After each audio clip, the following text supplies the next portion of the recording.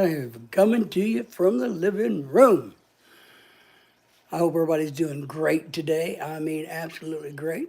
First, let me get you guys caught up a tiny bit. If you're catching this on the replay, stick around. It's going to take a little while for everybody to start percolating in. But go ahead and give us a thumbs up. If you're new to us, please subscribe to the channel. That would be very great of you.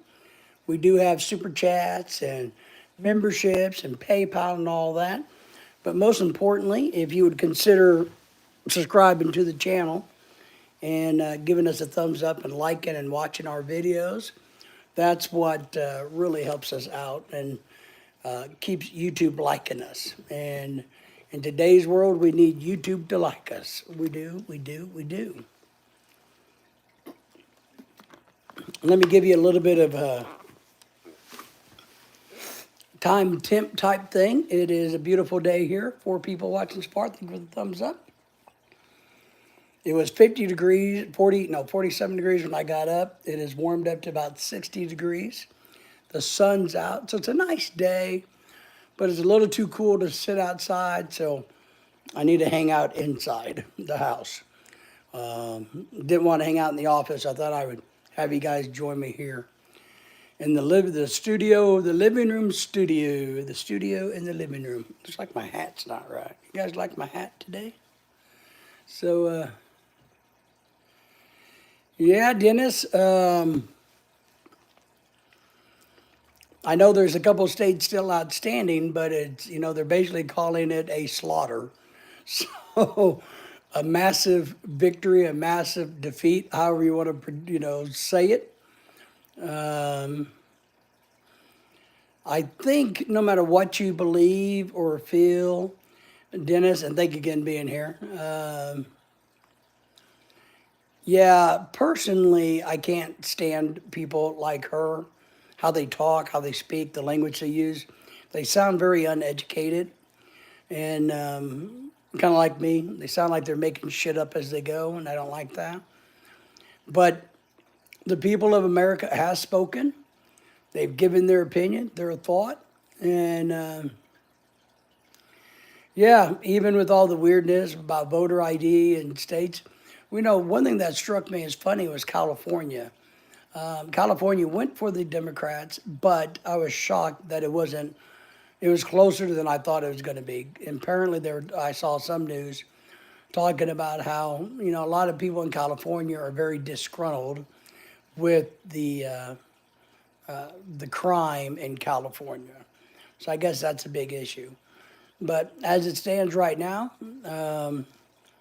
we have a whole lot of people in America pissing their pants. We have a lot of people that are more worried about what other people call them, gender-wise, versus anything crying in their purple hair. I don't know what you want to say. We have a lot of woke people very upset. We have a lot of other people that are going to be scared shitless in the next few months. There's going to be a lot of people losing their jobs, missing their jobs. There's going to be a whole lot of people packing their bags and getting ready to go home. So the landscape has definitely changed. When you go from $1.35 for eggs to $3.82 an egg for a dozen eggs. Elizabeth is here. Who are you? My name is David, Elizabeth. How are you and who are you? Where are you from and all that good stuff. Thank you for the thumbs up as you come in. Sohel, OBCD are you? OBCD. I don't know what OBCD means.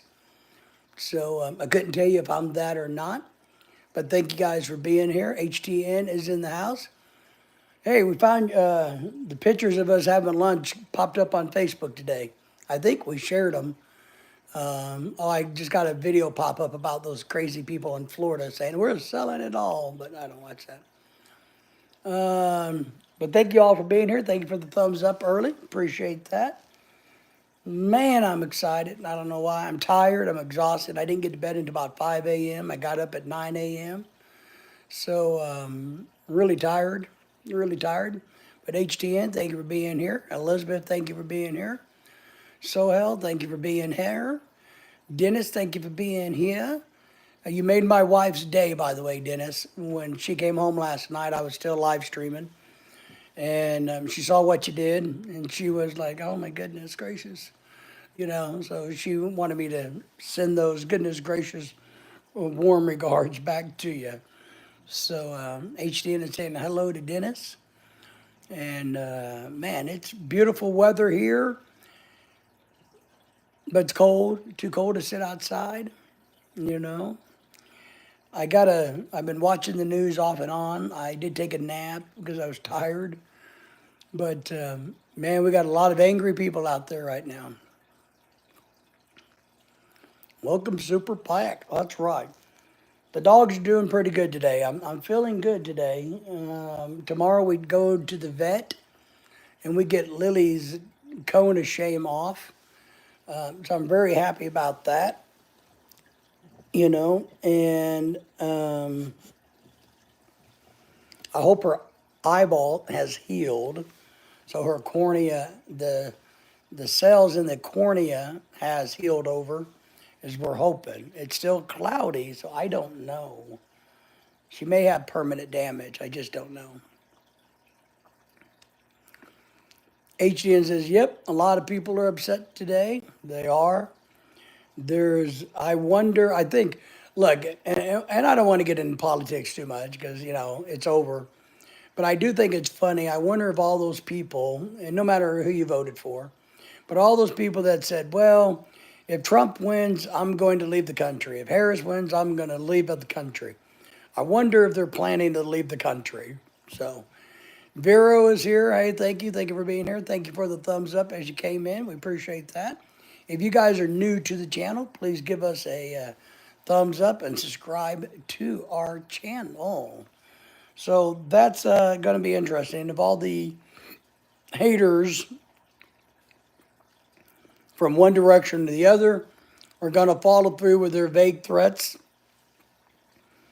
and leave the country. So I know there's a bunch of funny cartoons on Facebook about, there's a whole bunch of planes lined up at XNA waiting for all the celebrities to get on the plane to leave the country. All of that good stuff. There's a lot of funny cartoons out there today. But it's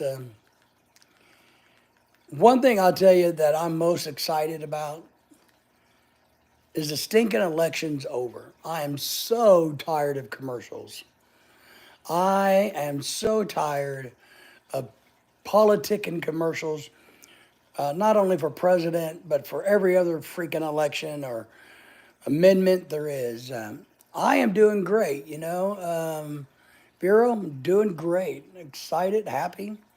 I'm awake. The only reason I'm excited is because I'm actually awake. So I visited with my brother a little bit earlier. We got to have a good chit chat, make some laughs. So my wife is off to work already, and we got the Christmas decorations in the house. We got some up in the attic, but I got to wait until this weekend when Lorelai's off. Lorelai's the one that climbs up into our attic in the garage and gets the Christmas stuff down. So we'll get the rest of that brought in, and she's going to start decorating for Christmas this weekend, I got a feeling. And she's bought, I'll show you when it comes in. My wife loves Christmas. She's Filipino. They love Christmas. So I conceded to let her decorate earlier than normal, Vero. And so I know last night she, while I was trying to pay attention to the TV, kept bugging me. She ordered some new Christmas curtains for our dining room. She ordered some new kitchen chair Christmas covers, if that makes sense. Because she has a whole new thing planned in her head about how our house is going to look for the Christmas party, which we're having on December the 14th, which everybody is welcome to join us for. So she's getting excited about Christmas. So you guys are going to have to hear about and see about Christmas for a long time. Because today is what, November 6th. And the party's December the 14th. And then Christmas is the 25th. And then we got to put Christmas up. So I'm sorry, but for the next 2 months, you guys are going to be hearing about Christmas. Maria's vlog is here. How are you? Hope you're doing well. Thank you for the Thanksgiving. Thanks. See, Henry just said Thanksgiving. Thank you for the thumbs up as you come in. I appreciate that. We do. Henry, say hello to Maria. Maria, say hello to everybody. Dennis is here. Vero's here. A few other people. We're just kind of getting started, but thank you so much for being here. It's not even Thanksgiving yet. I know, Henry, right? And we're going to have to go, and that's what I asked you the other day. Was look, I know we're having Thanksgiving. We got people coming over. We've ordered the food, and we're going to talk 9 million times about the damn food we order. But are you setting your table up to be Thanksgiving or Christmas? And she's like, well, Thanksgiving. I said, so your house is going to look half Christmassy, half Thanksgiving-y, and then right after Thanksgiving, you're going to decorate the kitchen for Christmas. And it's like, yeah. So, Maria's saying hello to you, Henry. Q Waxy's in the house. Hello, thank you. Thank you for the thumbs up. Maria, how have you been doing? How are things going? Anything exciting on your channel or in your part of the world that you would like to share? You have a blue wrench. So if you want to drop anything, like a link or anything, you're welcome to do it. You don't have to ask. QXC, good to see you. I hope you're doing well. Vero is saying hello. Everybody say hello to QXC and Vero if you haven't done that. Dennis is hanging out somewhere. Our good friend Dennis is hanging out. And we had a few other people drop in and out, but I think I probably scared them with the beauty that I have. They probably looked at me and said, man, that's one handsome dude. I don't know if I can be here or not. So, Christmas already. And look, if we're in the United States, if we're in the Philippines, you get it, right? But we're not. We're in America.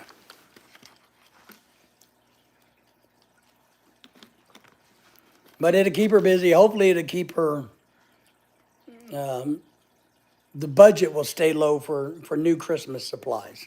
Is kind of what I mean. Thank you for the compliment, Bobby. Well, I'm still waiting for the tamales, man. All you got to do is put them in a cooler, put an ice pack on them. That's all you got to do. Tamales, enchiladas, just saying. But thank you for being here, Bobby. Thank you for the thumbs up. Appreciate that. And Bobby, I think what I need to do, and I don't think you have, I'm going to make you a blue person. That doesn't mean somebody without oxygen. There we go. That turns you into a standard moderator. So if you need to help out in the live streams, you can. And if you want to drop a link or anything, you can drop a link to, stuff like that. That's what that does for you. So, but how are things in your part of the country? We live in a quiet part of the world, but we haven't had any rioting outside our doors today. So I think it's good. I'm trying to get some rest after life. I can breathe now. I can't breathe now. That's it. So yeah, man. Oh, I think a package. I should have got that, dang it. I got a package in the mail. It's out in the door. I forgot to get it before I went live. Somebody remind me that I got a package at my front door I need to get later, not right now, because I'm reminding you to remind me, so I already know, but remind me later when I don't know. You are in America. I am. I'm in America. HTN's in America. Bobby's in America. Most of us are here in America. Which country are you from, if I may ask? Are you from the U.S. or Europe, Saudi Arabia, or India, Pakistan? We get a lot of those this time of the day. I'm in Texas, so people are happy. Most people are happy. You're in the UK. Nice, nice. How are things in the UK today? Yeah, I just talked to my brother who lives in Texas, so, he's not happy because he was in traffic. But he's used to sitting in traffic. But he's like, So he calls me when he gets stuck in traffic.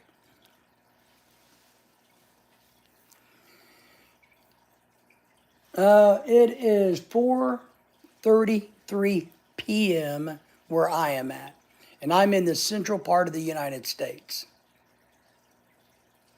So 4:30. Oh, there it is. It's on my phone too. I don't have to look over there. 4:33. I would too. I've been to Austin. I would no. He's in Dallas Fort Worth, and I would consider Austin part of California too, and not the good part. If there is a good part of California, I don't think there is a good part of California. We got friends that live in California and they absolutely hate it. It's 10:34 p.m. for me. Nice. All right. It's not too late over there. You know, it's still early enough to have a cup of tea and some biscuits and relax and enjoy the show today. So, Furry. I know it's Fury, but I like Furry better. Hello, mate. Hope you're well. I'm doing well. I'm doing well. It's a beautiful day here. Got all of you great guys for giving us thumbs up. And Vero says, yeah, you know. My wife, Europe is on my wife's bucket list. The Mediterranean is more interesting to me. So, Vero, you too, Furry. Bobby says, I'm in Plano. Nah, Bobby, Plano is where Jollibee is. So, if you want Filipino food, you can go to Jollibee in Plano. It's only 2 or 3 years old, if I remember right, maybe 4 years old now. There's a Jollibee. As the closest one to us is a Jollibee in Plano, Texas. Okay, I'll try that. Yeah, try the mango pie or the buko pie, the coconut pie, and the ubi pie. Well, just try the pies. They're little fruit pies. So try those. Ah, there's a Shirley in the house. How are you? Thank you. Yes, we remember you. I may be old, but I'm not super forgetful. Thank you for coming in this morning. Thank you for the thumbs up. What main dish should I get? Oh, that's a tough one. Okay, I would get the empanadas because they have biscuit. Their main dish. Maybe they don't have empanadas. Maybe that's another place. Chicken and biscotti. You know, get the chicken joy, the chicken and biscotti. You can also have the Joy Burger, which is the Philippine version of a hamburger. It's it's probably not cheap in America, but it's kind of like a McDonald's hamburger, you know, thin and not much to it. But they call it a Joy Burger. The only thing I don't like, they put mayonnaise on it, which is gross. But it's called a Joy Burger, and the biscotti and the chicken, which is a very traditional Filipino food. So try that. But take your family there and do a video of it, you know, make fun of it, have a good time with it, eat the food.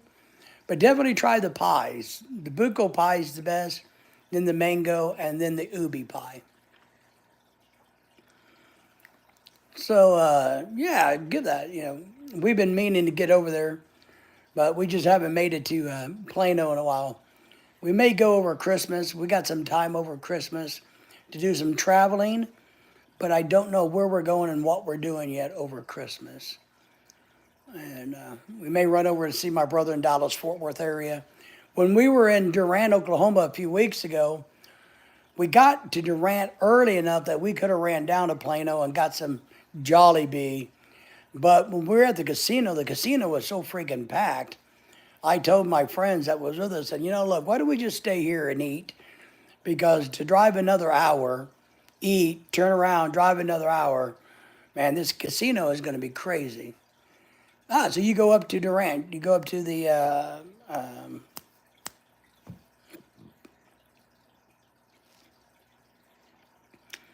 I forgot which Indian tribe that is. I am so sorry.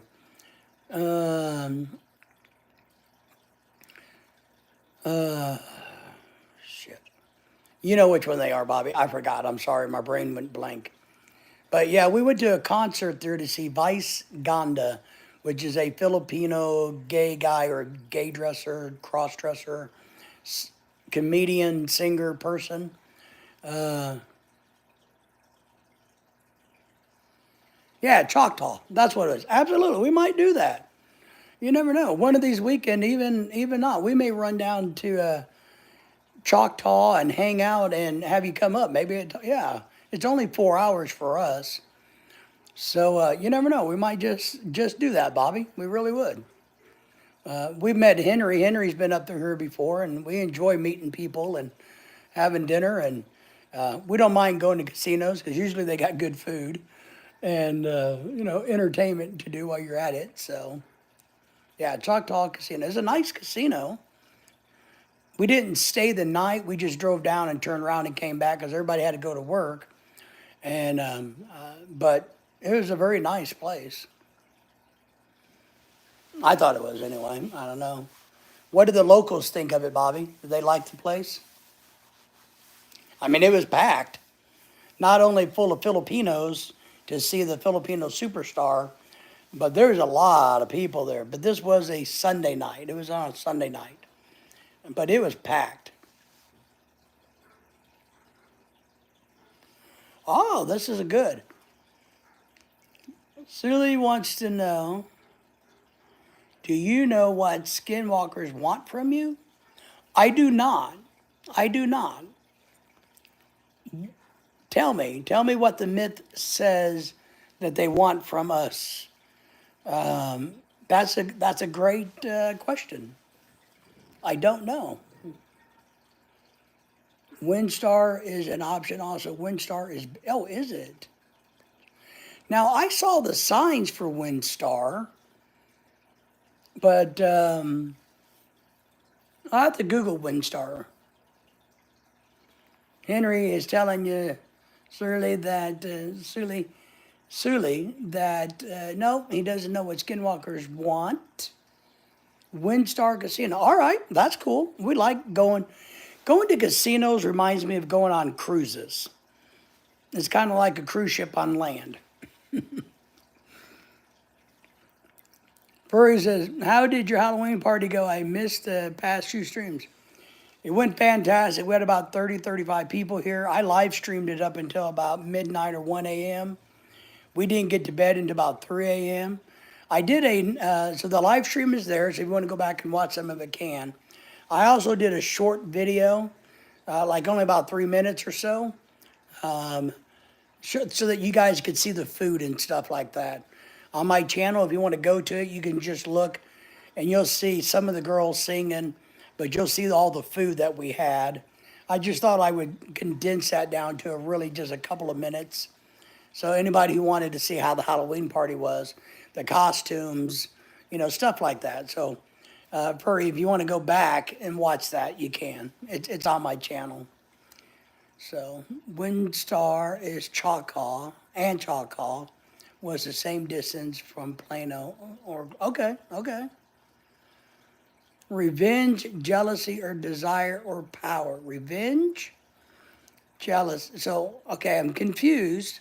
I get that they may, because your question was, what do they want from us? So do they want revenge, but how can you want jealousy? Or are you saying they either want revenge or they are jealous of, or they desire you, or the desire of power? So Skinwalker wants the desire of power, they want revenge, or they're there because they're jealous of what you're doing.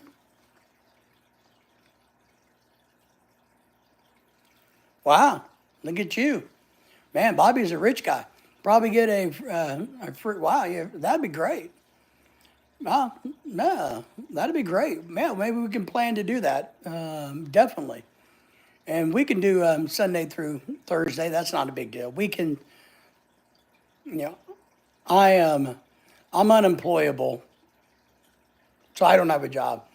And so we might do that. We're going to have some time off over Christmas, in between Christmas and New Year, for sure, where Lorelai doesn't have to work. But yeah, Bobby, we need to definitely talk about that. So we'd like that. It'd be fun. Be better than driving 4 hours and having to turn around and come back and drive again. Nice, I'll check it out. Got the Christmas decorations up yet? No, let me show them to you. Here, can you see them? Right there, piled up in the corner. The wife is gonna go through them this weekend and getting organized and figuring out. Um, and then she's ordered some stuff already. So I did order her a Christmas present already. I can't say what it is. No, not rich, but at all. But it's hard to get. It's not. Oh, I didn't know that. That's cool. That's good to know. Really, we'd definitely be interested in that.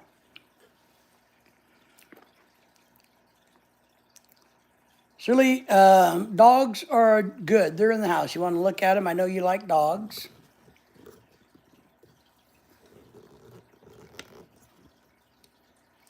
So there's Daisy. You see her on the pillow? And there's Lily. So they're just kind of hanging out with me today. They just got done eating an hour or so ago. So tomorrow, Lily, gets the cone of shame off of her neck, we hope. I just need to know ahead of time. Yeah, we'll let you know plenty ahead of time. Yeah, and maybe we can discuss that one of these days. My email address is on my YouTube channel right there. You can email me and we can exchange phone numbers.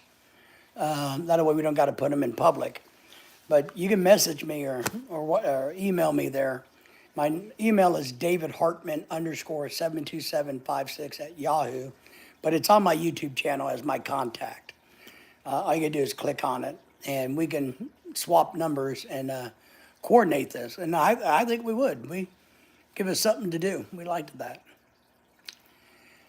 I don't think I've ever seen a skinwalker. I believe in skinwalkers. As I said last night, I don't understand them well enough to know whether it's science or what it is or spiritual. But I believe in skinwalkers. I know Bigfoot exists. Skinwalkers, I don't see why not. I get it. I understand. So, yeah. But yeah, the wife, will be getting ready to decorate this weekend. And Henry has seen a skinwalker. Henry, HTN, where was your skinwalker at? Which part of the country was it in? So, you guys like my pretty blue shirt today? I'm wearing blue today. I look like a bum? Do I look all right? I need to study the skinwalker mythology a whole lot more so I have a better understanding of it. Kansas. Okay. Out in the prairie lands of Kansas? Wow. Or Kansas City, where all the crazy people are.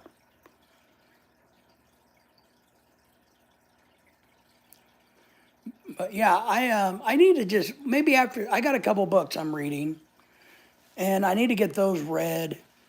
And maybe the next book I buy, I'll do some Googling and see if I can't find a really good book on the Native American skinwalker mythology origins. Because I want to know the origins of things. I don't know what's happening today. I want to know where it started, how it started. That's what I want to know. Because that helps me figure out if something's real or not. I mean, if all of a sudden, if you think there's if a myth of a hat monster is in there, and you start studying about this hat monster, and you found out it originated from a bunch of college kids when they were high in a college dormitory, well, it's probably not real. You know what I mean? So to understand mythology, you got to really understand the origins of it. Only out in a remote area that you don't want to go. Well, I don't want to go to Kansas at all. I've been to Kansas. Kansas is like, But here's a book. I want to plug a friend's book. Let me plug a book. You guys can see this. Let me see if you guys can see it.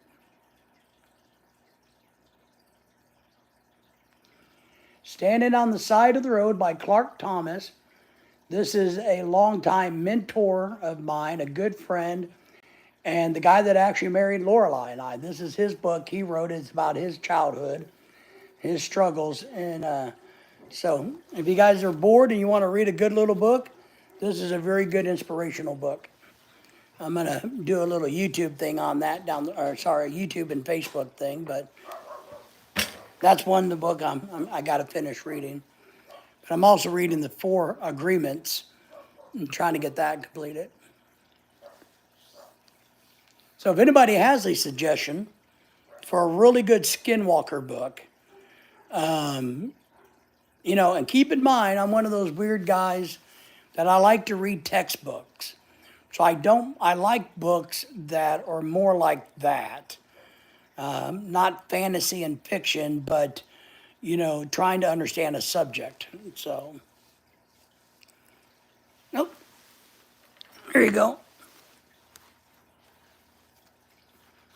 There it is. It's the story of, I'll read it a little bit.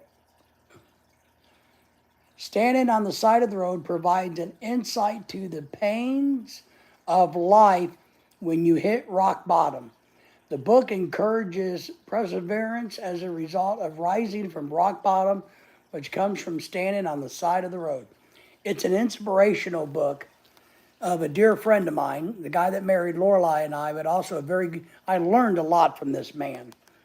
Over the years, he's probably one of the people I learned the most about being a man from, is this guy right here. So he wrote a book about his childhood and overcoming poverty here in the South as a minority. And so it's a good book. If anybody, check it out. I got this at Amazon. And when I see him next, he doesn't know I bought it. So when I see him next, I'm going to make a big deal and go, oh my God, it's the author. And I'm going to take the book over and make him sign it and, give him a hard time. So that's the book. It's a good book. It's an easy read. So you don't have to be this sounds horrible. You don't got to be very educated to read it. It doesn't have a lot of super big words in it. So it's an easy read for all age groups, is what I'm saying.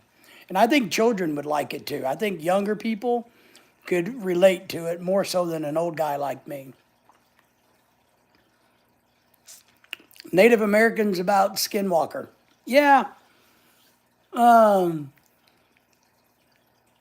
Yeah, Henry, I'm just really big on textbooks. I like to learn definitions and terminology. I like facts over fiction. I like to know, I don't mind understanding theories. I like to hear different people's theories, and hopefully they can back them up with some kind of logic or evidence. I believe, just to say I believe in Bigfoots because everybody else does, that doesn't work for me. If you say, I can tell you I believe in Bigfoot, and I can tell you why I believe in Bigfoot. You don't got to believe me, but this is why I believe in Bigfoot. That's where I'm at. So I like books like that. And if they got pictures in them, that's even better. You can't pass up a good book with pictures. We got 10 people in the house. Thank you all for being here. Thank you for the thumbs up. If you haven't dropped the chat, remember, YouTube only likes me if we chat a lot. If we get a lot of thumbs up or super chats or memberships. So at least give me some chats in there. Let us know who's all there. Colin's, and that's a great question, Colin. I'm telling you, what's the most interesting theory you've ever learned? Boy, I got to move my my camera up a little. I feel like my head is in a weird position. So I can read the chat better. All right, maybe that's helpful. They were the first ones to see them. Yeah, the Skinwalkers. Yeah. Man, and I think I would like to ask Henry and Bobby and everybody else that same question that Colin's asking, not just me. So I would like to take Colin's question and ask everybody in the chat to answer that question. And part of what I'm doing is I'm stalling so that I can think of my answer. Most interesting theory I've ever learned. Man, that's a tough one. Um, my goodness. I love theories. Um, doesn't mean, I don't know if I've learned anything from them, though. I don't know. I think theories leave me with more questions than answers. So, Lily, sit. No, I'm trying to keep my dogs calm. I don't know a Skinwalker book, but I can tell you the best science fiction book ever written. Okay, what's that? Bobby, I missed that. Which one is that? From the greatest theories would be on what life is. Nice. But Bobby, what's the scientific book? Suli says, I got a new charger and my mom said that it's really fast. Good. Did you give your mom a hug today and tell her how great she is? If you didn't, you better go do that. I know it's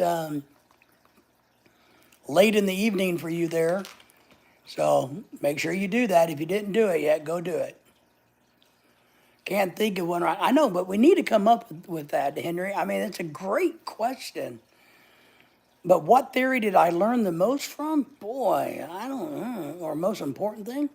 Xavier's in the house. You have a son. Not to my knowledge. Not to my knowledge, all right? Could be. Thank you for being here. Thank you for the thumbs up, everybody. Yes, and yes, I did. Good, good. Thank you. Your mama, you can never tell your mama that you love her enough, all right? Just remember that. You can never tell her that enough. Same thing with your father. You can never tell him enough. A lot of times, fathers don't get a lot of acclimates from children. So, just remember that. When you see him, tell him also. Parents need to know that. What's a theory or a concept in your field of interest that you think most people misunderstand? And man, you got some great questions. You Googling these questions? Misunderstand, and why do you believe it's so important to get it right?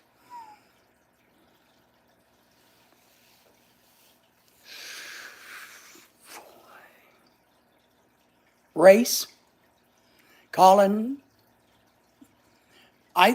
race and gender, and I'll try to expand and explain. I think it's vital that everybody understands that the color of your skin doesn't mean a hill of beans. That no matter what color your skin is, we're all the same inside, and that person of any color can do anything that I can do or anything that anybody else can do. And the same thing with men and women. I do believe there's only two genders, man and woman, but I think women are just as capable as men. So I don't think we are better than them, or they are better than us as people or in the minds. But race is one that I'm hung up on it, and I believed all my life. So, best sci-fi book I read was Earth Abides by George. Let me hang on. Got to give me a second. I'm going to type that in and save it in my notes. Give me a second, all right? Don't abandon me. Let me get this down. I forgot what it was called again. Take it. Earth. Okay. Sometimes I have problems with short-term memory after my coma. So there it is. All right. I got it saved. I'm going to Google it, and maybe I'll buy it if I like it. Julie says, are kids allowed to see this live? Well, anybody is allowed to see it live. I don't see why not. We don't, sure, why not? Colin, I agree with you strongly on that. Thank you, Colin. And I think that's probably the simplest that I have. And, HTN, that's a hard one because I have so many career fields. Yeah, hey, MJ Philippine Retirement, thank you for being here. Howdy, folks, good to have you back in the house. HTN, hey, MJ, Joe, Jenny's back. Howdy, folks. Now, remember, say hello to each other and then go and subscribe to each other's channel. It's very important that, remember, if you don't have 100,000 subscribers like me, well, I mean, like I need 100,000. I don't have them. So when you don't have 100,000, we need all the help we can get to 100,000 subscribers. So you guys remember to go help each other and subscribe to channels. I mean, and Henry, race played a huge role in my career field, you know, especially in teaching and in the workforce, dealing with companies. I saw race all over the place, race issues all over the place. Jose's back. Hey, and Jose has a channel you guys need to check out. Evening Host and Tubers. That's right. Thank you for being here. We're having a great conversation so far. Some great questions. And wow, that's, yeah. So, but how are you anyway, Jose? Joe, how are you? How are things going up in your part of the country? Henry, absolutely. But I do know what you see on paper always does not work right. Paper to practicality is a mile away, without question. Things that engineers draw up in a car, in theory, are not good in practice. Absolutely. Sully says they have a field trip on December the 12th. Where are you going on your field trip? Where are you going? Are you excited about it? And we're having a Christmas party on December the 14th. So Jose's doing fine. Great. Appreciate it. I'm glad you are. I'm glad you're here. Thank you all for the thumbs up. But I mean that. You got to remember how YouTube works. If we make YouTube look good, or we look good on YouTube, then YouTube likes us and they share us out. So the more subscribers you get, the more comments. And remember, the best thing to do is when you go to somebody's channel, watch a video, make a comment, hit a thumbs up, hit the alert bell, and subscribe, okay? Don't just go and subscribe because it won't stick. I had to teach that to engineer a few years ago. He wasn't happy about it. Oh, I'm sure, because engineers, I've worked with a lot of them, think they're the smartest person in the factory. Colin says, where is a fun place you have traveled or a place you have found most interesting? Oh my God, we've traveled a lot, and I love cruises. Absolutely love cruises. But let me tell you, the place that I've traveled that blew my mind out of the world, and has, I think, changed my perspective of the planet, was the Grand Canyon out in Las Vegas area. The Grand Canyon blew my mind. Blew me away. I was awestruck. I was shocked. I was in disbelief. It was a moment in history for me that I went, holy crap, I am nothing, because this thing is massive. HDN said hello to you, Jose. HDN says Asian countries for him. He's traveled there. Yep, I've been to Asian countries. They're good.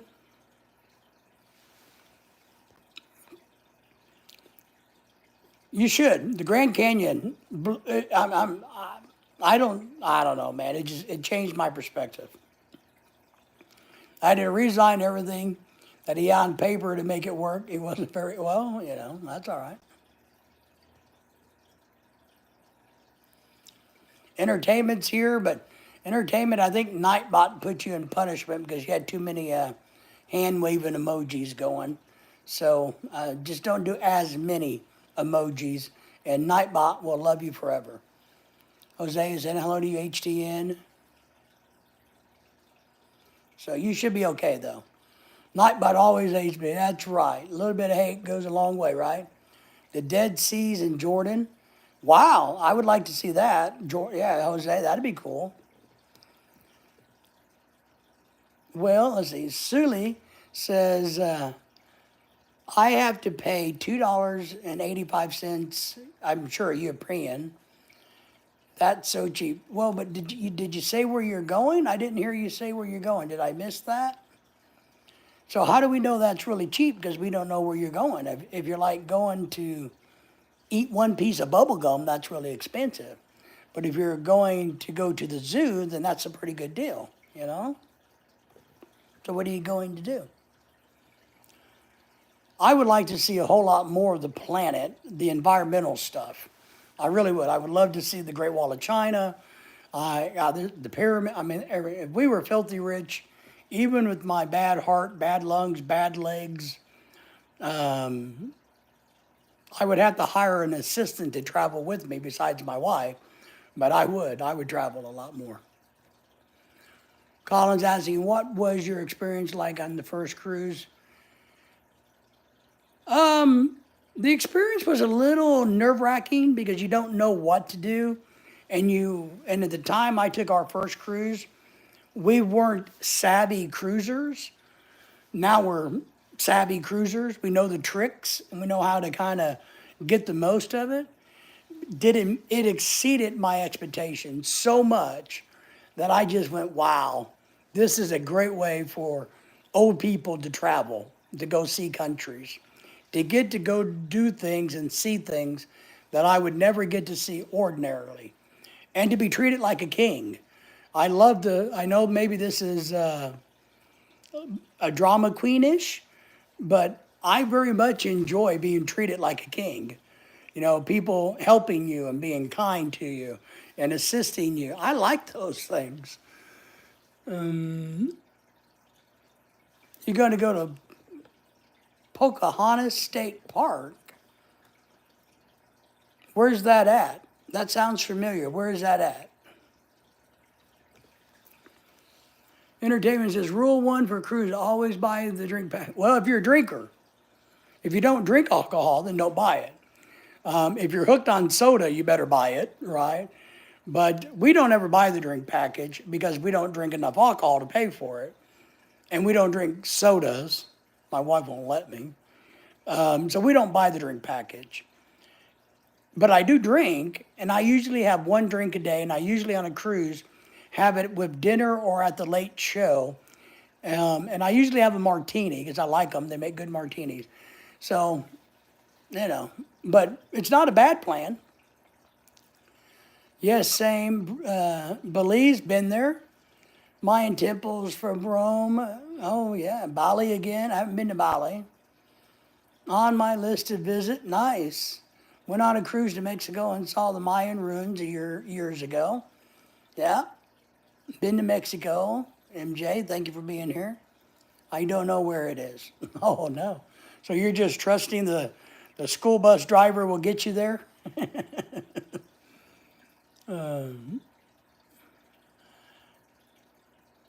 I don't even really drink either, but on a cruise I'll be drunk. Yeah, I know people like that. I know people that aren't big drinkers, but they go on the cruises and they're like, well, what else are we going to do? So I like it at night because I get so tired because of my health, and I get tired and wore out. And so it's really nice to have a good drink and then go to the suite or whatever and crash. So it helps me sleep better at night on a cruise ship. But yeah,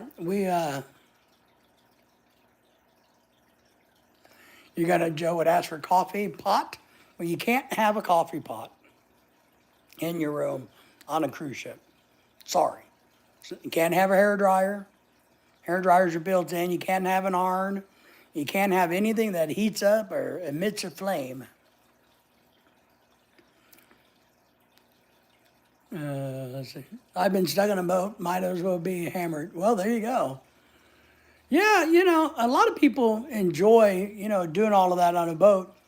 I just like, I think I need to raise my camera, but I feel like my head is off balance.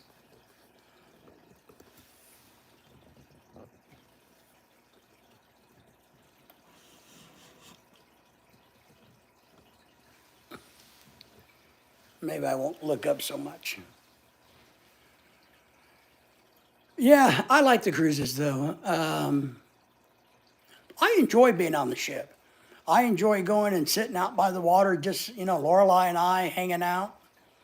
She'll go to sleep. I'll just sit there and stare at the water and, and enjoy the time on the boat. I really enjoy it. Yeah, I'm a big water person too. My dream would be to live on intercoastal water with a house that backs up to the water so I could just sit and watch. Well, Colin, that's a tough one too. We haven't really been on any major vacations. We go on little vacation. Let me think. Um,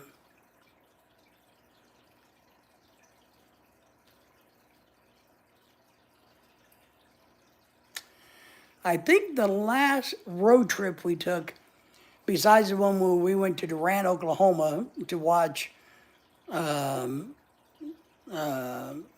Gandhi, which is a Filipino entertainer. And that was fun because my wife really enjoyed it. Before that, our last trip, I think we went to Bay St. Louis, Mississippi, and we went fishing. Yeah, that was probably our last road trip. So we went fishing in Bay St. Louis, Mississippi. And fishing's always the highlight for me. It really is. Before that, we were in the Philippines, and we've been on cruises and you name it. I mean, Grand Canyon, you just everywhere. Yeah, well, I like to be able to walk around like when I feel it. Yeah, not on. Yeah, yeah, I agree. That's what I like about the cruise ship. If you want to go sleep in your room, you can. If you want to go sit over here where the adults are, you can. If you want to go over here, go shoot pool, go do whatever. You can do anything you want. If you want to sit at the bar and watch sports, you can do that. If you want to gamble in the casino, you can do that. Entertainment says went on a trip to New Orleans, Louisiana last year. We stayed in the old French Quarter and explored. How did it smell? Last time I was in New Orleans, it had a little rank down in the French Quarter. So Henry is saying, me just seeing something different than I have. Yeah, that's what I am. That's why I like cruises. Because, yeah, it smell like piss. That's partly why we like cruises so much. Because we go on the excursions. And we will book excursions. And we book different ones. We've swam with the dolphins. Swimming with the dolphins, we did the VIP tour. Swimming with the dolphins, absolutely fabulous. To borrow Sully's word there. Every live you have a fabulous shirt. Thank you. Thank you. I like tropical shirts very much. I like colorful shirts and nice hats and nice watches and beautiful women. Disba, hello. Does everybody say hello? I think that's how you pronounce what you have typed in there, your handle. It's about the best I can pronounce it. Thank you for being here. Thank you for the thumbs up. Appreciate that. So the best thing to do on cruises, and I tell people this, not that I'm an expert, I say that a lot, but I'm an expert. If you're going to go on a cruise, go ahead and book the excursions that you really want to go on. Even if they cost a little bit more than you think, you won't regret it. We've learned that. We've learned to book good excursions, pay the money. We also have learned to pay the VIP fee, an extra $10, $15, $20 each. And man, it is worth it. I swear by it. Harris 2024. Well, we don't normally talk politics on this channel, but simply put, she opened her mouth and failed. I mean, I don't know who in their right mind could truly listen to her and hear the words that she was really saying and think she would be a good president. I don't know whoever thought that. but she lost. That's what happened. When do you think what do you think the ocean is? A huge toilet bowl for everything. That I know, Henry. Thanks for bursting our bubble. There you go. Take our dreams away of the tropical sceneries, the trees, the fresh air. You know.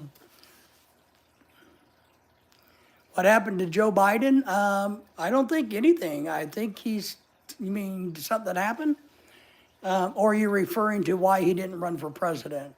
He got too old and his mind started slipping. He got dementia.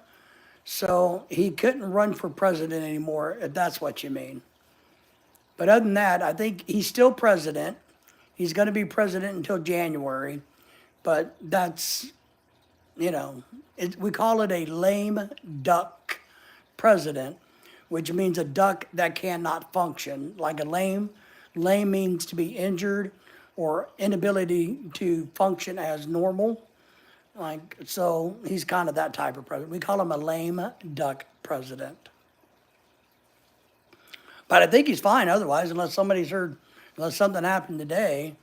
I haven't watched anything about him, so I think he's fine. Entertainment, who would have thought being 4,000 years old and president of the U.S. would not mix well? I know. I am excited about this. I'm excited that whether you like him or not, I don't care. I don't want to get into whether you like him or not. I'm very excited that we have a young man, Vance, who's going to be vice president. We have somebody that's a veteran, that's been to war, that has a totally different perspective on the world than all of us 80-year-old men. So I like the fact that there's younger people like Vic Ramaswamy is very impressive. That we have all these very impressive 50-year-old men, 40-year-old men that I think is going to be very good for the country. I think there's a lot of young men out there and women that are going to be very good for the country. And I think it's time for them to shine. I think it's time for all the old people to sit down and go fishing and let the younger generation like Vic Ramaswamy and everybody else to step up to the plate and do their thing. Vivek, I like Vivek, yeah. I'm very impressed by him. Very impressed. I hope he's able to help our country just like Elon Musk is going to get in there and clean up the government system, I guess. He's going to give him a new computer system or something to make him work better, more functional. But other than that, that's what I like. I like the younger people being able, there's too many old white guys running the country. There just is. And too many old women. We got to get the 80-year-olds out of the picture. We should have an age limit. Maybe it's age discrimination if we did that, but we don't, You got to be at least 35 to run for president. So maybe we should say you can't be older than 75. I don't know. But we're going to be excited to see what happens.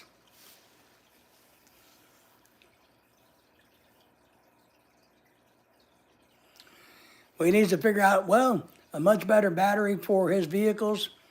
Well, and he may, but maybe the logic is, I'll just sell you a new battery.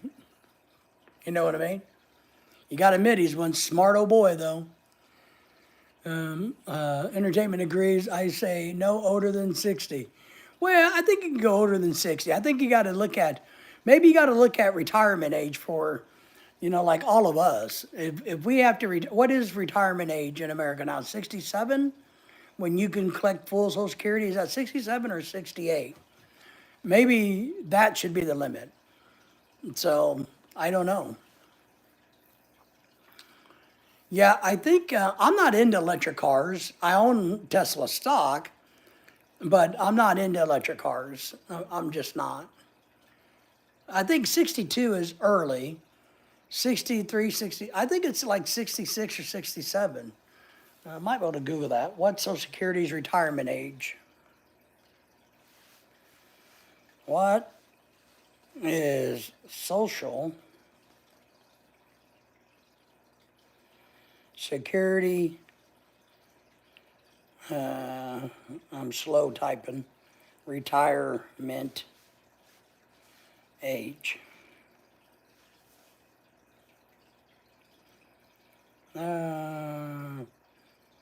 If you're born after 1960 or later, full retirement is 67 years of age. So yeah, entertainment, you're right there. So 62 is the earliest you can take partial.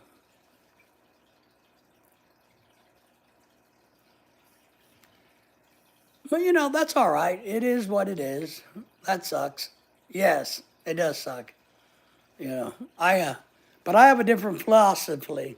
I used to teach my young college students, don't go to work right after college. Go travel or go to work for a company that will send you places so that you can experience new lands, new countries, new cultures. Because you can always come back to America and get a job and work when you're older. But it's hard to go traveling when you're 67 and enjoy life. When you finally get to the point you can retire, you're usually kind of beat up.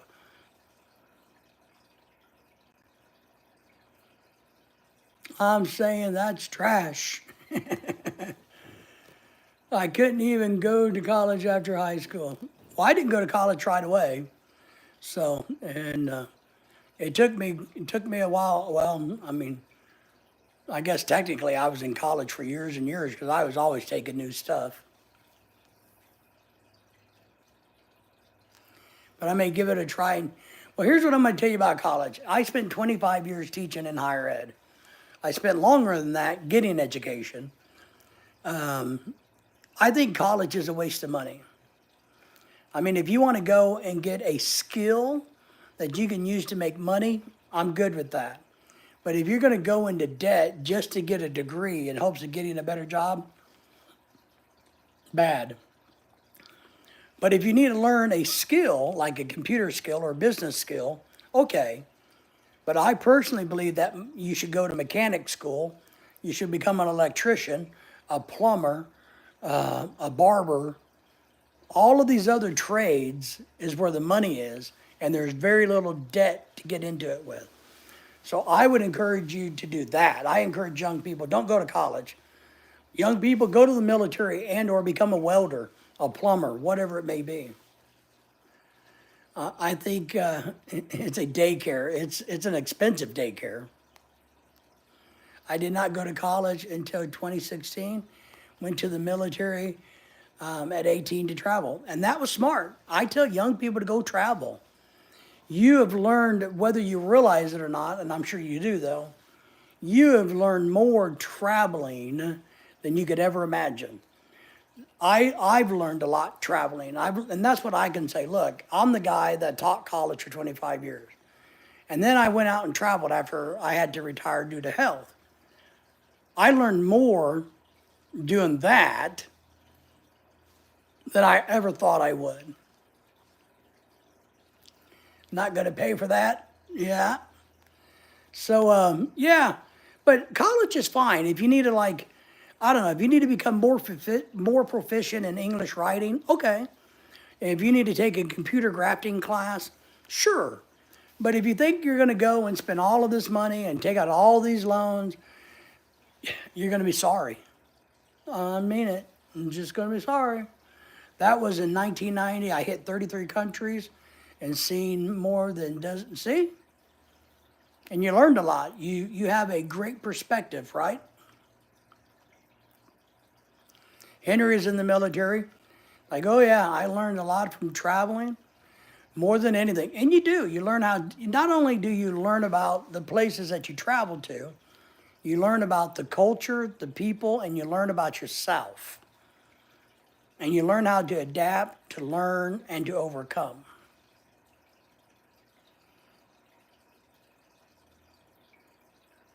Wow.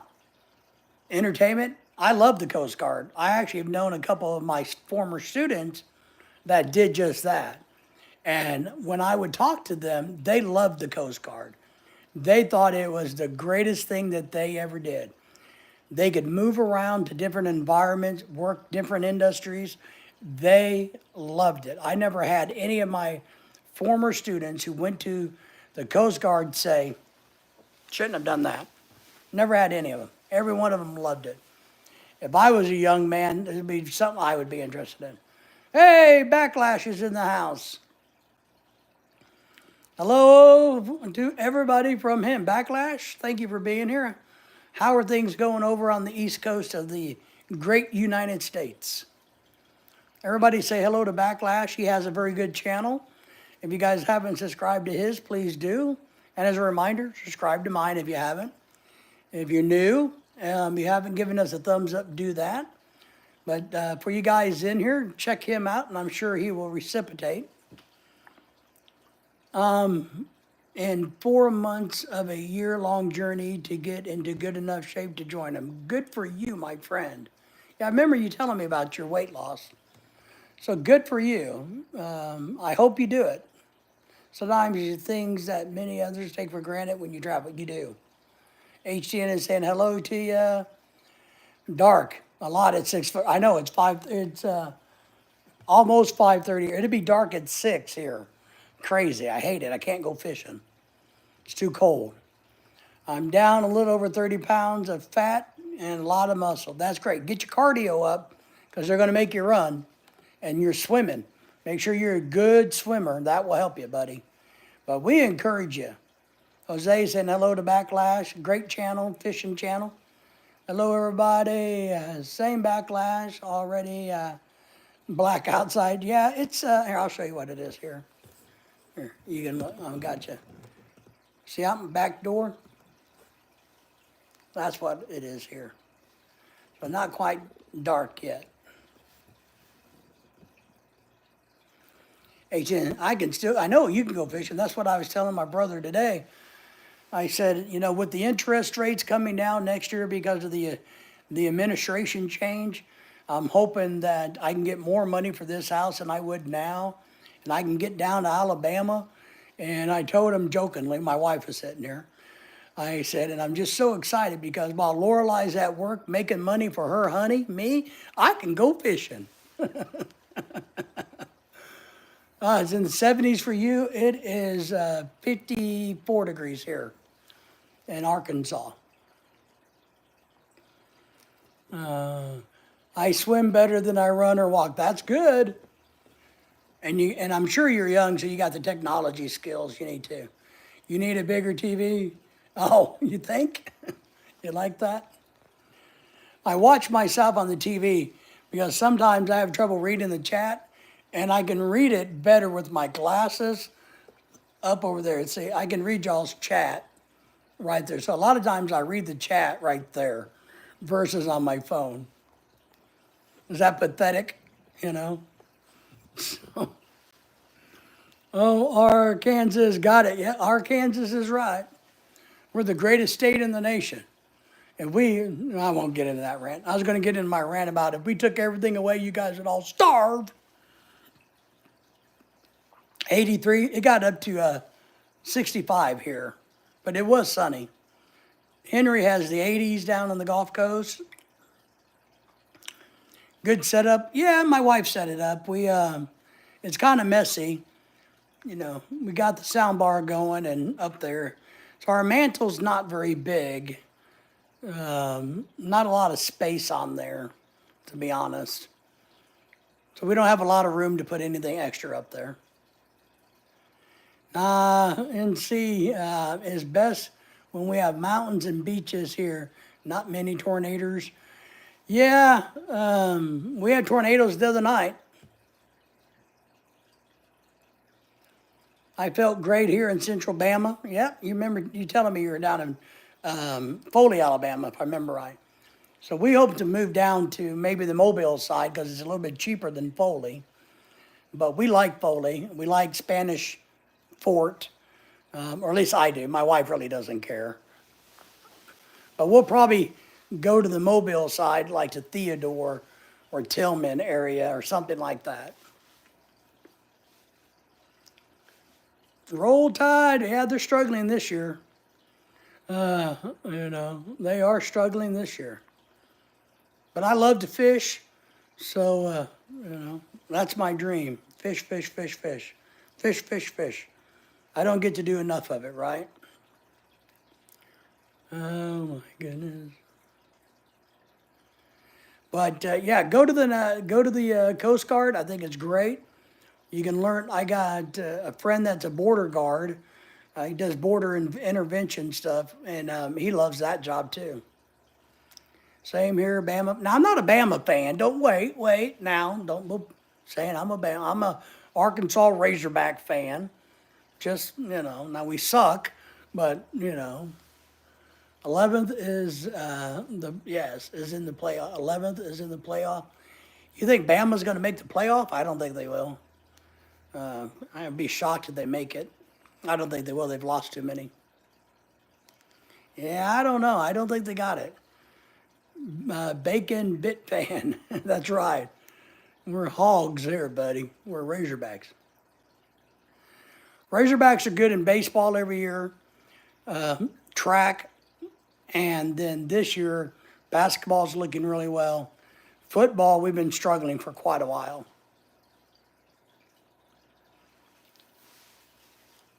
12-team playoff this year. I know, but Bama's not going to do it. Not going to do it. I don't know who's going to, well, I don't know. We'll have to see. We'll have to see. But it should be better with 12 teams anyway. But Arkansas is known for their track team and baseball team. So we make it to the World Series every year. We win the national track finals, men's and women's every year.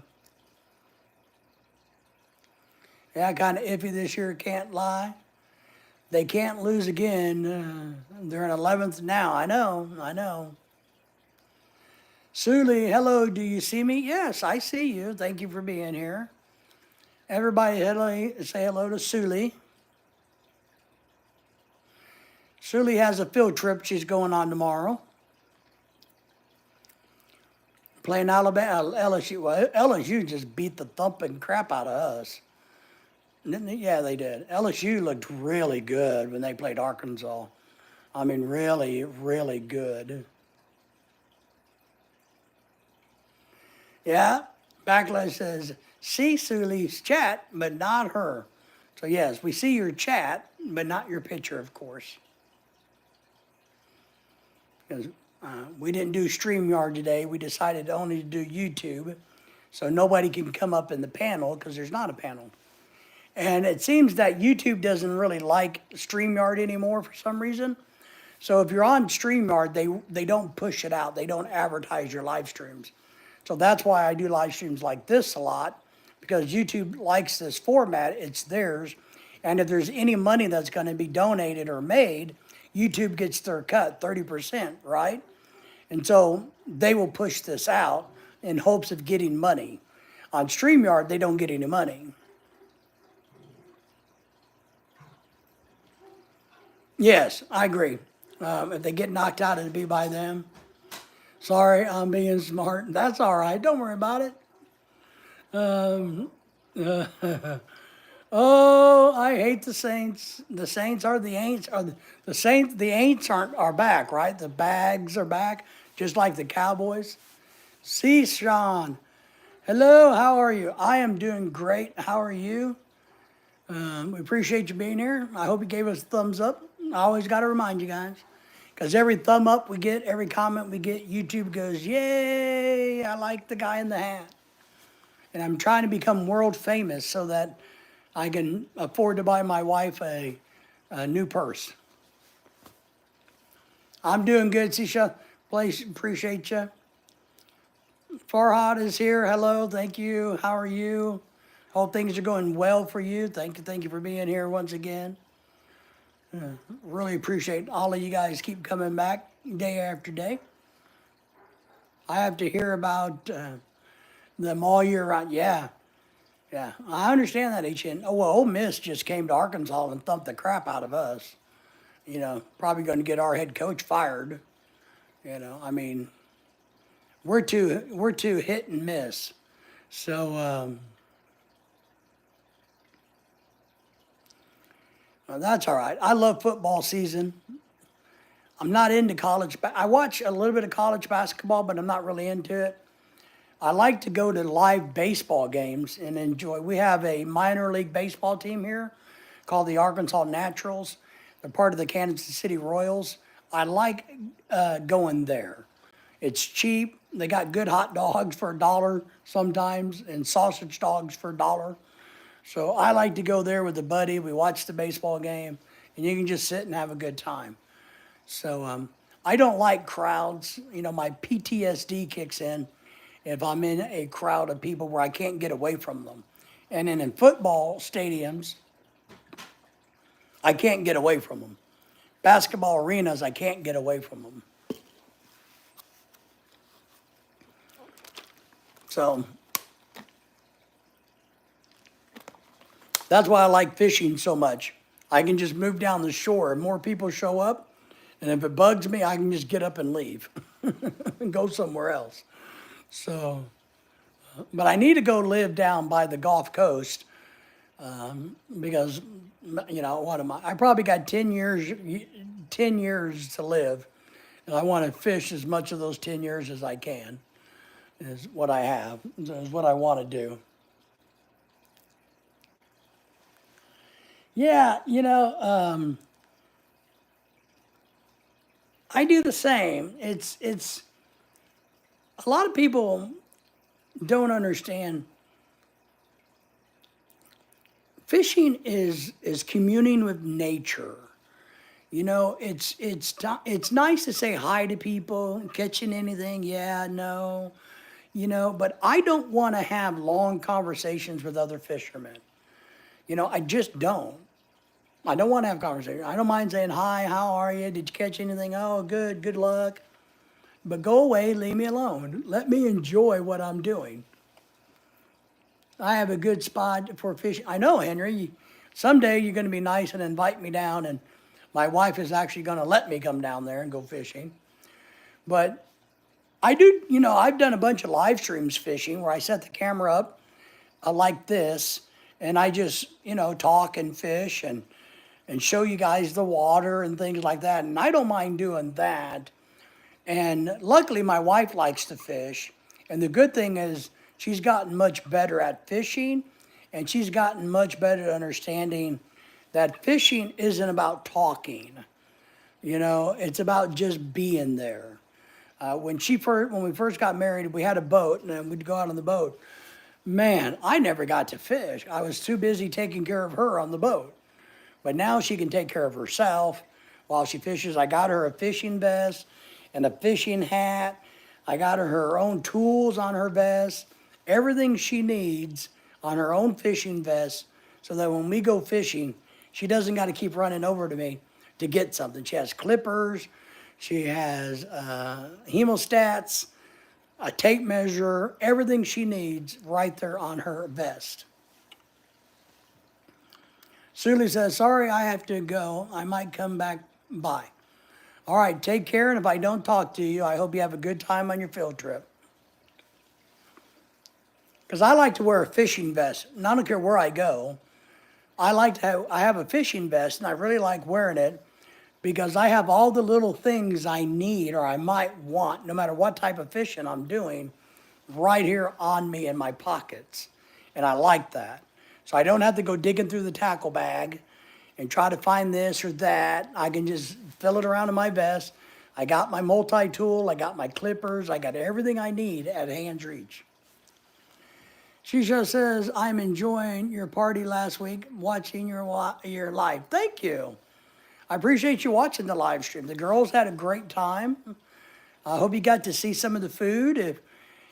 For you guys who didn't see the whole live stream, if you want to see the Halloween party, I did make a shorter version of it, real short, about 3 minutes long. It just shows the food, some of the costumes, and some of the girls singing and dancing. So just a very snippet of our Halloween party, which lasted until 1 a.m., from 6 p.m. to 1 a.m. The girls were partying the house down. So if you want to catch the replay of the food and stuff, it's out there. The live stream's out there too.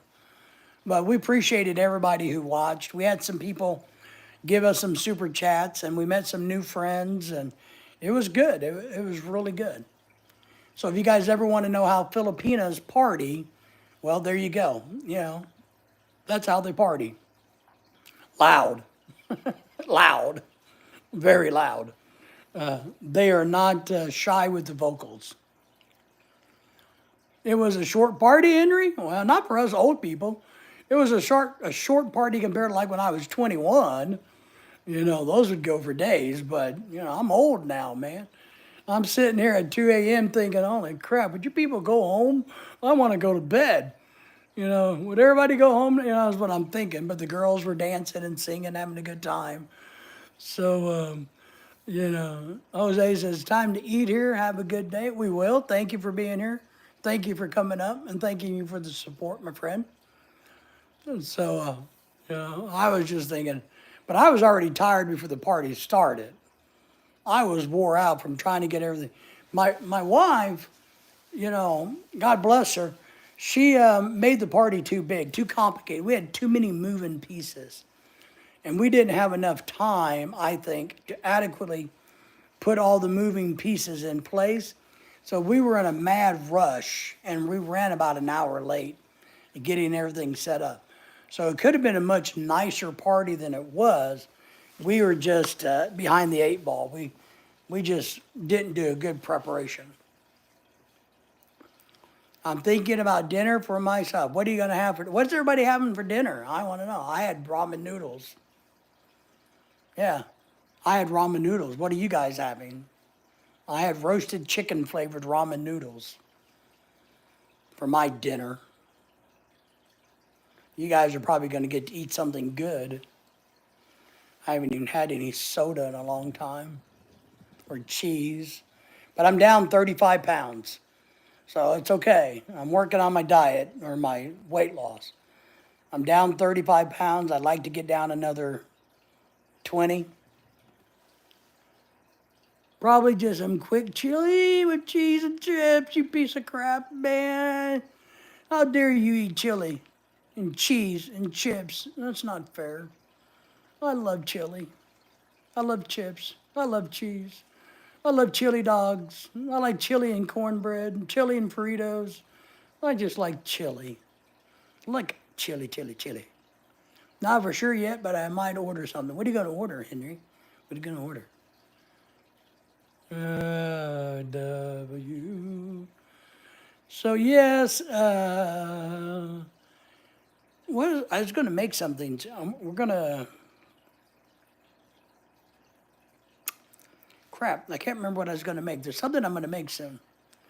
I I can afford to eat like trash because I burn 1,000 calories with my workout. Yeah, but just think about it.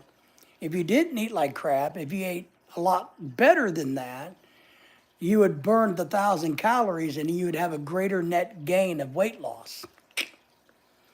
That's what my wife says. Not for sure.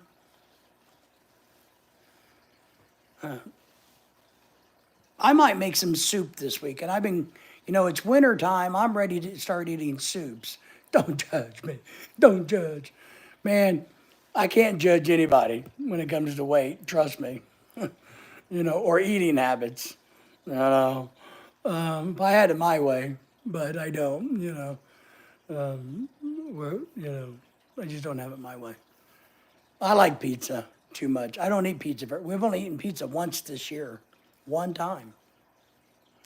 Got chicken fried rice in the fridge, but feeling too lazy. Yeah, I like fried rice. I like good fried rice. I'm a big fried rice fan. We bought some green curry the other day from a Thai place, and we got it at 0 spice. But I tried to eat some of it last night, and it was so freaking hot. I thought the sun landed in my face.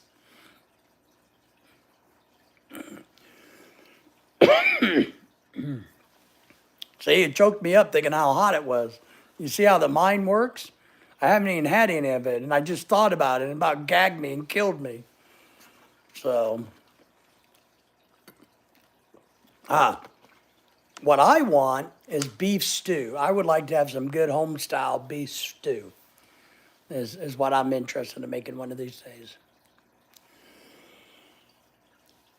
I got some cornbread in there I need to make, so that I got to find her. Maybe I'll make some gumbo. I got a friend in Louisiana, or sorry, Mississippi, that always is posting stuff on Facebook about the good Mississippi gumbo and cooking. And I need to just call him up one day. So why don't you just send me, like a 1 gallon container full of your best gumbo? And because I love seafood gumbo. I mean, I absolutely love seafood gumbo. We had shrimp today. I made butter garlic shrimp. Lorelei picked up some of these really nice big jumbo shrimp. So she had them cleaned yesterday. I cooked them up for her today before she went to work. But she can't, I think she took noodles to work because she can't take anything that swims to work with her. Because apparently, and she works in a big building. But apparently there's somebody on some floor in the building who is allergic to things that swim. So nobody can ever bring anything that swims to the building. No shrimp, no fish, no clams, or anything that was in the water. It's been outlawed. So she doesn't, I used to cook her a lot of fish that she would take to work. Grill them, make her some fish soup. I don't like it, but I know how to make it. But since this new employee came around, apparently, no, when she moved shifts in the morning, she could take it. When she went to the afternoon shift, that's where the lady works in the building. So apparently, anything that's been in the water has been outlawed at her company because the lady finds it offensive for some reason. Maybe she's allergic to it, or I don't know. You know how it is. You know how old people are. She's probably just making a bigger deal than it needs to be, is what I think. So I cook Lorelei a lot of pork because Filipinos like pork.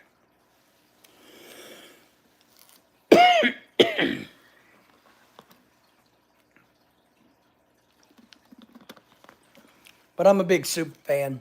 Love soup. Love cornbread to go with soup, or a harder bread to dip into soup. I like that stuff. I'm a big winter soup eater. It's the only good thing about the winter is you can change the food, and versus having salads and everything, you can have meatloaf and mashed potatoes. And we're gonna have we're gonna have the traditional American Thanksgiving dinner for Thanksgiving, obviously. Oh yeah, cheesy potato. What about cheesy broccoli potato? I like broccoli. And I like clam chowder is one of my favorite. White clam chowder, not red, white. So I like clam chowder. But we're having a turkey. We're going to have mashed potatoes, cornbread dressing, broccoli rice casserole, rolls, cranberry orange relish, gravy, pumpkin pie, and probably another dessert or two for Thanksgiving. This year we've ordered it versus making it. I just ordered it, and I'll pick it up the day before Thanksgiving, bring it home. I'll get up, I'll warm it up, put it in our fancy containers, pretend I cooked it. And when our friends come over and Lorelei wakes up, because they worked the night before, is partly why we're doing this. So all of them get off work like at 1 midnight and 1 a.m. So they're going to sleep in Thanksgiving morning and get here for lunch, and we'll have Thanksgiving then. So that's how we decided to do it this year. Instead of me cooking it all or them trying to cook because they all got to work, then they all got to go back to work on Friday. So they truly only get Thursday off. So I just thought it'd be a lot easier for everybody if I just bought the stuff and have it pre-cooked. You just warm it up and serve it. So I'm hoping that goes well. And if it goes well, if we're here for Christmas, we don't run down to Texas or somewhere for Christmas, we might do the exact same thing, or Mississippi. Yeah, they get that day off, and that's it. I mean, yeah, it's better than nothing, right? So, you know, but I thought that's the easiest thing to do, right? That way they can just not have to stress over trying to make food, because that gets to be a pain. But we'll see how that goes. The place we've ordered from has a great reputation. They've been doing it around here forever. It's a store chain called Harps. They do a lot of catering. They do a lot of food trays, and they do specialty cakes. It's actually where we got our wedding cake made at 10,000 years ago. So I know the food will be good. I have faith and confidence the food will be pretty good. So that's what we're doing for Thanksgiving. So what is everybody else doing for Thanksgiving? And then we're having the Christmas party on the 14th, which I have no clue what's going to be on the menu. I think I'm going to try to get the girls, because this is going to be mainly Filipinas, to do very traditional. I'm going to try and encourage them to do their very best Filipino dishes. So, I want them, because I always try to, at our parties, give a little bit of direction or theme or vibe. So I'm going to tell them, so what I really want you guys to do is come up with some of your best Filipino dishes that you would want to serve on Christmas to your mom and dad or your brother and sister, something like that. Something that makes you feel like you might be at home in the Philippines. And we'll have some American food here for the Americans. But that way, one, it encourages them to make good food. But two, it also encourages them to make food that they're all going to like. It's going to give them a warm and fuzzy feeling that we want them to have at a Christmas party. So that's part of what I think my strategy is going to be for their Christmas party, is to try to get them not to think of it as just a place to come drink and sing karaoke, but as an opportunity to kind of have a little Filipino Christmas food and environment. So that's what I'm working on. I'm working on that for that. So hopefully that'll turn out well.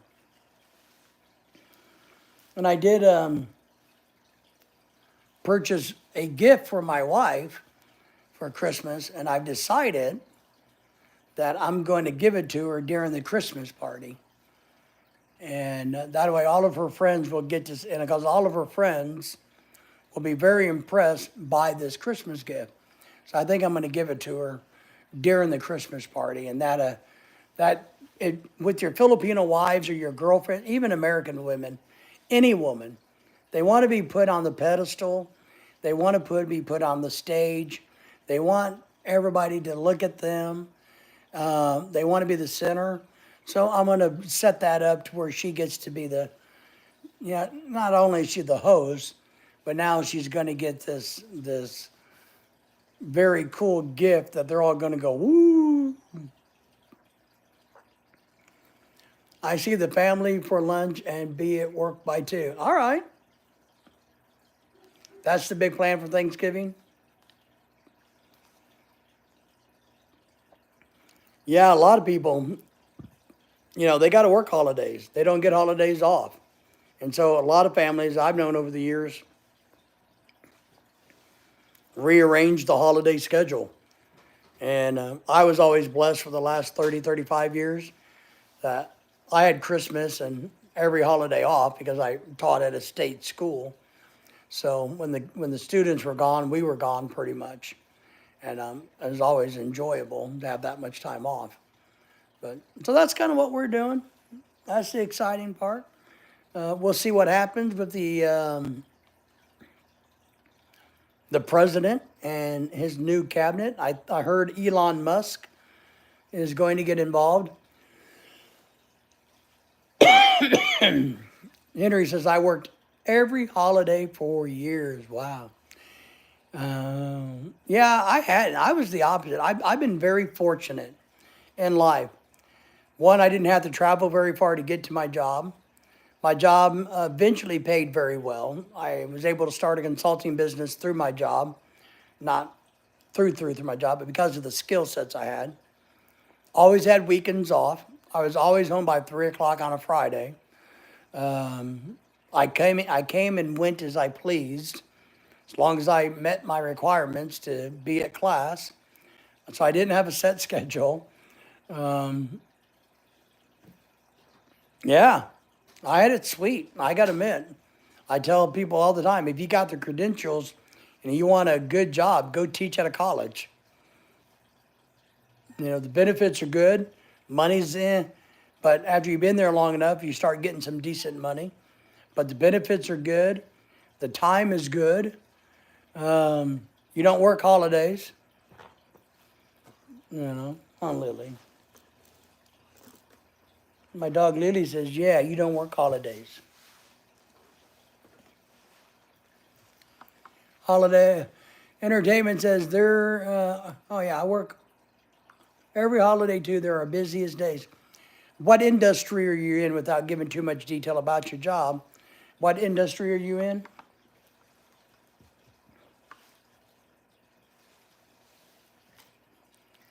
So I was really blessed in my career, but I also worked very hard for it. You know, one thing to keep in mind. But now look, I'm greedy. If my college would have said, hey, can you teach a class over Christmas and we pay you a whole bunch more extra money? I would have went, yes, I can. Cooking, yeah, there you go. If you're a cook, you're working the holidays because that's where your money is. But I'm a greedy sucker. I never turn down money. Oh, Henry, thinking about turning down money, did our friend ever make a decision about what her father was chatting with her about or discussing with her, Henry? So, but I made a lot of extra money because my college at the last minute would say, "Oh my goodness, can you do this short course? Well, how much does it pay?" And I would. I'm a greedy sucker. Never turn down money. No, not yet. All right, Henry. Just curious. She was on last night, but I didn't want to say anything about it. I just thought I'd be curious, ask you. I thought maybe you stayed up last night visiting with her on her lives or something, and maybe she said something. But I hope she will go the direction that you advise her to go to. So, entertainment. What kind of cook are you? Are you a short order cook? Are you a line cook? Are you specialized in a Michelin star restaurant? You know, I used to cook. I was a nursing home cook when I was in high school. Yeah, no, it's up to her. I just didn't know if she may have said something to you that, oh, I decided I would go do that. My dad is right, you know. Short order cook, line cook, nice, nice. Yeah, I was a cook at a nursing home. Big John's in the house. Hello, everybody say hello to John. Hi, John. Thank you for the thumbs up as you came in. Appreciate it. So I cooked old people food, and I got really good at it, so much so that by the time I graduated high school, I was the afternoon head cook. And I would be, was 18 years old. And I was big then, but I would have these old women who come to work there as a cook who were 50 years old. And I'm laying in bed acting my age. You're laying in your bed acting too? But I remember the old women, you know, we'd hire them to work the evening shift, which they didn't like to do. And then when they realized they had to work for an 18-year-old kid, they really didn't like that. And I don't know how many times I heard them tell me, well, you know, I've been cooking for 40 years. I think I know how to cook biscuits. Well, ma'am, no, you don't. You don't know how to cook biscuits the way the state of Arkansas says to cook it for these old ass people in that dining room. So you're going to follow the recipe to a T, is what you're going to do. You know, I don't care what your mama taught you to do. When you're in my kitchen, you're going to follow the state rules because that's what we're asked to, or that's what we were paid to do. Man, they'd get mad at me. Well, you young punk kids. Well, yeah, I might be a young and I might be punk, but I'm your boss, so shut up and get to cooking. Henry says, "Hey there, John." John's acting his age, so John's acting 82. We never know how old John really is. Man, I can't believe my birthday's coming up. It just seems so weird to have it, and there's so many of us. This, you know, I hate being the boss. Do you? Wow. I guess I'm the opposite. I hate being not the boss. I am the boss type.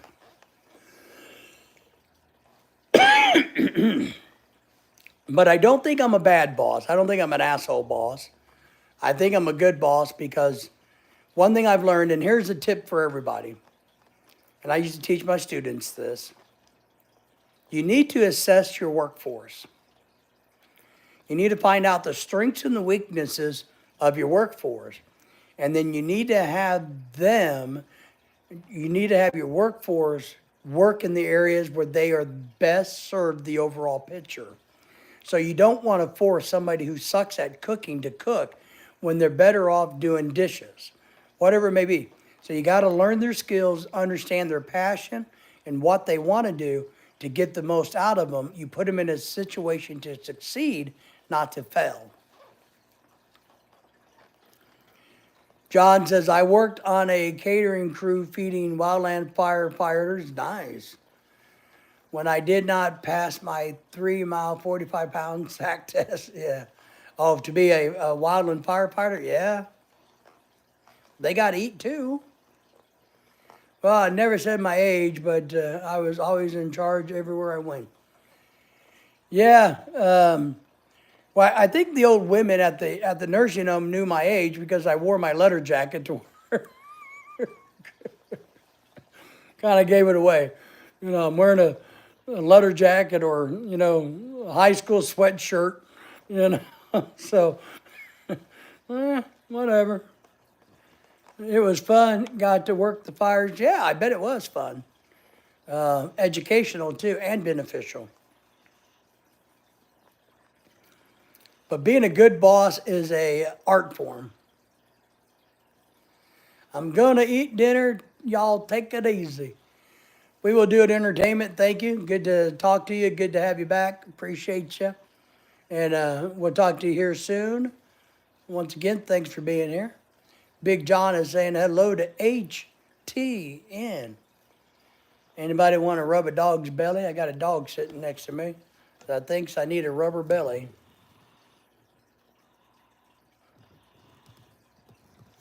Man.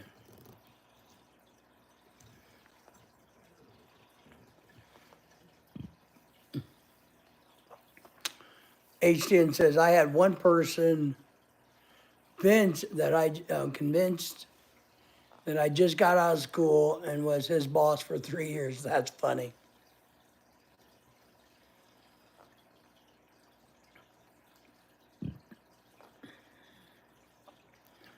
I never did very well with bosses, to be honest. That's the reason maybe I was successful in my career. Because even though I had a boss, I think my boss was kind of scared of me. He did. I had a bad reputation. People think I'm a lot meaner than I really am. And, sometimes that's a good thing. But I like being the boss, I guess. I try to be the boss in this house and nothing gets done. I don't know how that is. Obviously, between Lorelai and I'm the chosen leader. He didn't know that I was older than everyone there. Oh, that's funny. That is funny.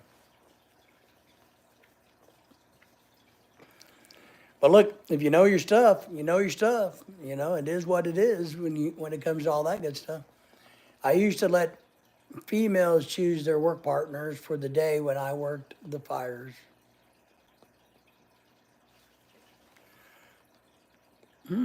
Why? Why, John? Why did you let the females choose their work partner? Why? What was the logic behind it? instead of pairing up strong and weak or weak and strong so you had a balanced team? What was your thought process in that? So that the women felt comfortable?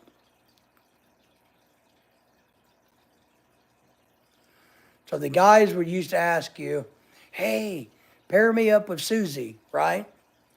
Instead, you turned it around and went, no, I'm going to let the women choose. Okay. I think it was smart to take it out of the guy's hands because men, even during a firefight, or sorry, a forest fire, would be trying to hit on the woman, wouldn't they? So at least the woman, if she chose, then I'm assuming she would probably feel comfortable that they could work together. So that's probably a good way to do it. Definitely better than letting the men have any input. And then, of course, I would have looked at, more of a work balance. So, or maybe you have the women work together and the men work together. And, you know, I always like trying to, and maybe I was a bad employee. I don't know. Maybe I was a bad employee. But I always like to try to take bad employees and turn them into good employees. I think that's fun. If you can take somebody who's miserable and unhappy and you can figure out how to make them a good employee, that's pretty cool.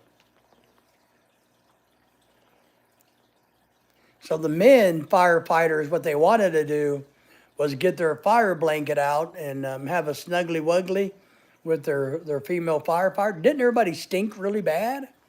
You know, I couldn't imagine, out in the woods with the sweat and the stink and the fire and the smoke and the bugs and the, you know. But maybe it's because the adrenaline was running so high. I don't know, John. We had a math teacher at the college. Her name was Tess O'Brien. She fought wildland fires every summer for about 8 to 10 years, and then she quit as she got older. But she wouldn't have liked any men.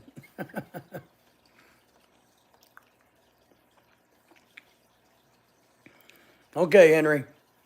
So, yeah, Tess fought wildland fires. Sex-starved cavemen and cave women. All right, I got you. Well, and I guess you guys are, because do they camp on site a lot, or are they? I thought they were kind of trucked into places. You know what I mean? And dropped in versus stationed. Are they isolated, like at a camp or something, for long periods? I don't know how it works. So, I guess you would have to have them stationed during I guess forest fires are happening in California right now, right, John? I thought I saw that in the news today. There's forest fires in California.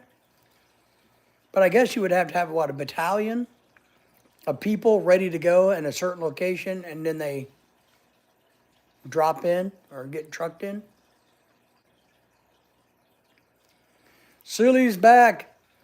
Says, hello, I am back from Europe, the country of your forefathers. How are you? Are you excited about your field trip tomorrow? So yeah, I could see where there could be some relationship drama in battalions of firefighters, or is that the reason they don't let men and women in the military mingle or bunk together, or whatever you want to call it? So, Sully, what are you going to do at your field trip? What is the objective of your field trip? Are you going to go learn history? Is it a field trip about nature? Science? What is your field trip going to teach you?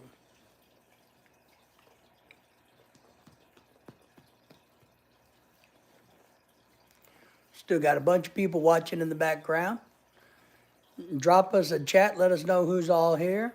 Hawaii cold drop water on fire. What? Hawaii cold of drop water on fires. Okay. Good morning from Miss Bai in the province. Thank you for being here. How are you doing? How's your channel doing? I haven't checked in with you. How's your numbers on your channel?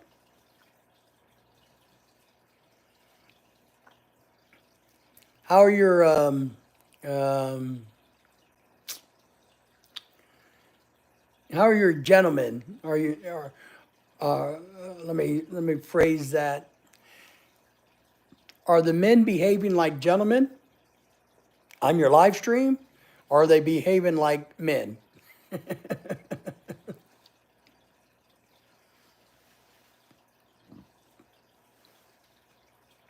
Well, thank you for being here. We appreciate it. Big John is saying hi to you. I voted. I voted too, and my candidate won. So I'm very happy. There's a lot of really pissed off people in America. There's a whole bunch of woke people that are running around going, oh, I voted cool. So yeah, we're happy with the vote. I hope, I think Donald Trump's probably a better person than me.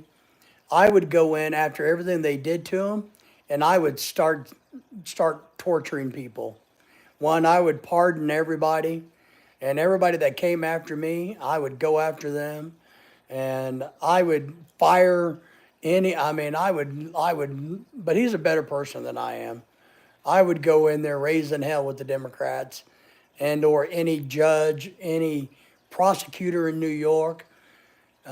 We do have sanctuary cities like Chicago, New York has already come out today saying, oh, I know it's so scary, but please don't be scared. We're still a sanctuary city. You know, all of you illegals that live here, it's okay. We will protect you from the bad man who got elected president.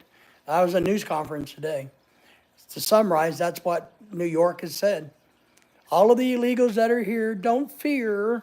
You know, we will protect you from the bad man. So we're going to have to see how the sanctuary cities things fall out. So, but there's a lot of when I was watching the news throughout the night, one thing I liked or I thought was funny was there was a lot of news media that the smirks on their faces in the beginning started to disappear overnight. You can tell when it started to sink in that she wasn't going to win. Man, there was a lot of unhappy people on TV talking. You know, you could see the change in their faces and their mannerisms. Like, but now we got to keep reporting this, you know. Well, that's all right. It's all right by me. All right, so Suli's finally getting to us about her field trip. Let's see where she's going. We're going there to explore the different animal populations that inhabit the local woodlands and aquatic ecosystem park that has to offer and discover how living and non-living. Excellent. That's very exciting. I'm very happy for you. Make sure you take a lot of notes and pay good attention because that's more important than you think it is. Yeah, the newscasters are not happy in America. They are not happy. They're not happy that they got to talk about this. They're already now saying, well, you know, what they did just a few minutes ago was Harris came out and gave up, of course. And now they're trying to say, oh, she's the greatest leader ever. You should listen to her concession speech. Oh, she's such a kind, great human being. You know, that man better not, you know. So, HDN is saying, hello, Miss Bai.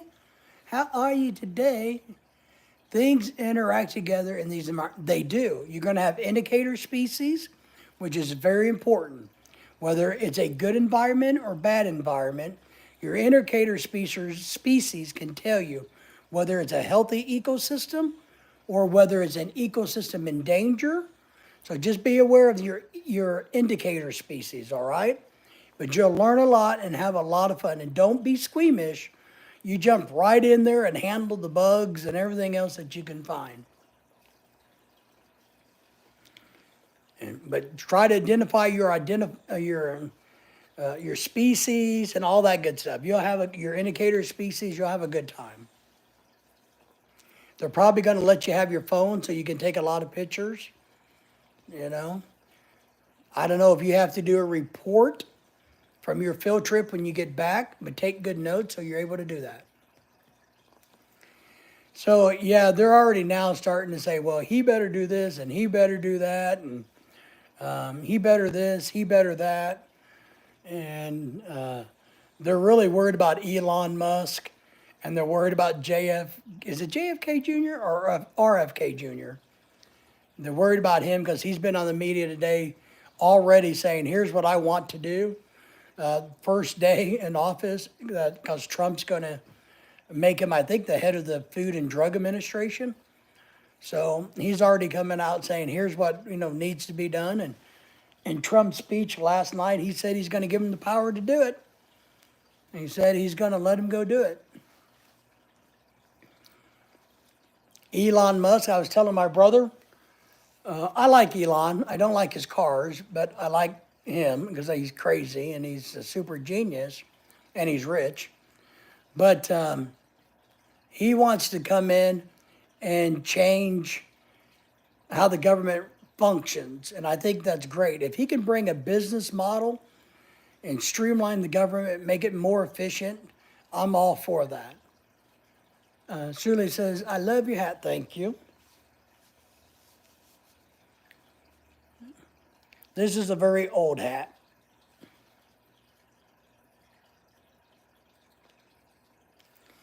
Yeah, it's, like I said earlier, Henry, I really wonder if all these people who said they would move out of the country, if they've got their bags packed and if they're leaving yet.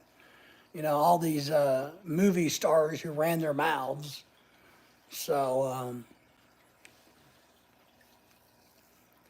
I just think Trump will be a better person than I would be in this case. Because I wouldn't be happy. I would go in there rocking the boat like the boat's never been rocked, but I don't think he'll do that. I hope it's a good learning experience for Vance. That's part of what I hope. But yeah, the news, a lot of the news people are very unhappy. You can just tell it in their face last night as the tide, was coming in clear. And there was a lot of them that says, well, I'm not going to call this until it's absolute. I'm not going to call this. They were putting their own personal emotions and feelings into their reporting. So, but could you imagine if Elon Musk gets into managing the government? Oh my God. It's going to be like X when he bought Twitter. All right, everybody who's working from home, you're fired. If you don't know how to use the computer, you're fired. Get out of here. How many servers do we have? Why is it there? Why is that? Why is that? That's duplicate. Who's spending that money? Good luck is all I got to say to them. Yeah, it's gonna be fun to watch how much people complain about what happens. You know what I mean? That's what I expect to happen on day number 3 of his term, right? Is for a lot of the news people to come out and say, well, he's a failure because he said on day 1 he was going to do X, Y, and Z, and today is day 3, and he didn't get X or Y, Z done. So his presidency is a failure. They were still crying this morning. I know. So the best thing everybody can do, no matter who wins the elections, because if she would have won, I wouldn't have liked it, but I would have dealt with it because there's nothing you can do about it. So the best thing they can do is just take a chill, relax, take a deep breath, and try to just get on with their life, but they can't, One of the nastiest people on the TV is Whoopi Goldberg, which is really sad because I loved her role in Star Trek as Guinan. But man, I can't stand Whoopi Goldberg. She is one disgusting human being. You know, I don't know what happened to her, but man, or maybe she was always that way. I don't know, but I think they got to get rid of some of the hate on TV. But I guess then again, it's free speech, right? You can pretty much say anything you want on TV. Making Whoopi, she has no eyebrow, you know. Man, I have to go to sleep now. Goodbye. Okay, Suli, thank you for being here. Enjoy your field trip tomorrow. Tell your teacher you appreciate the fact that they took you somewhere very interesting. So make sure your teacher knows you appreciate them. But I just don't like Whoopi Goldberg. I mean, she's so angry. That's one thing I don't understand overall. Why is everybody so damn angry? You know, why are people so angry these days? I don't get it. I really, really, truly don't get why everybody is so angry. Now, I get maybe Whoopi Goldberg is being paid to be angry. Those TV shows, you know, like if you can be angry, you know, that's what we want, so you get paid. She used to be a good actor. She did. But I have no idea what, I don't either, man. Too many drugs or something. But I just don't understand why why people are so angry. It's in the food and the water, John. John says, yes. The Kennedy boy is correct. It's in the food and the water. Now, look, I sat down and watched, and I never really knew him before this, but I sat down and I listened to some what he talked about the American food industry. And I got to say, I think he's right. I don't think he's a crackpot. You know, I think, you know, we have way too many chemicals in the food in America, too many hormones. I sat down and went, I think you're right. So, you know, I don't know what you guys think, but Furry, hello again. Just getting tuned in. Thank you for being here. How is your day going for you? We appreciate you. Thank you for the thumbs up as you came in, as always. We're just hanging out for a little bit today, chit-chatting about everything and anything. Any topic you like. We've talked about dinner and talked a little bit about politics. We talked a whole lot about traveling. And we even talked about drinking and food and pretty women sleeping with ugly men.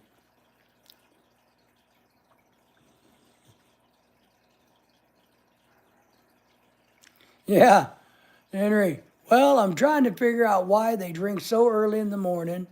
No, the news and talk shows now. Yes. My wife cooks soup, fish, deep fried pork. Well, she cooked soup, which is good. Then she cooked fish, which could be good, and deep fried pork. My wife would like that dish, or those dishes. I made Lorelei shrimp earlier.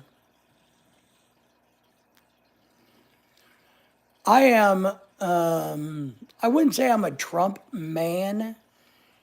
What I am, to be honest, if everybody wants to know, it's real simple. I like people that piss other people off. I like it when people rock the boat and they say, we are not going to stand for the norm. The norm has not been working. We're not going to keep doing that. So I don't know if I'm necessarily a Trump man. I like the fact that he's going to rock the boat. And I think rocking the boat is very, very good for this country, for businesses. Like even if in a business situation, if you brought in a new CEO of a business, they're going to rock the boat. They have some new philosophies. They're going to change the old way of doing it. I think that's very, very healthy and good. So, but am I a huge fan of Trump himself? No, not really. I just like the fact that he pisses people off so much. Yeah. And I got to admit, I'm with your wife. My wife likes who is best for the economy. She had 3 years. Yeah. I know this is small of me, but what I care about is my wallet. I can't care about your wallet. I can only care about my wallet. And we did financially 10 times better when he was in office than we have the last 4 years. So I would rather have my money back.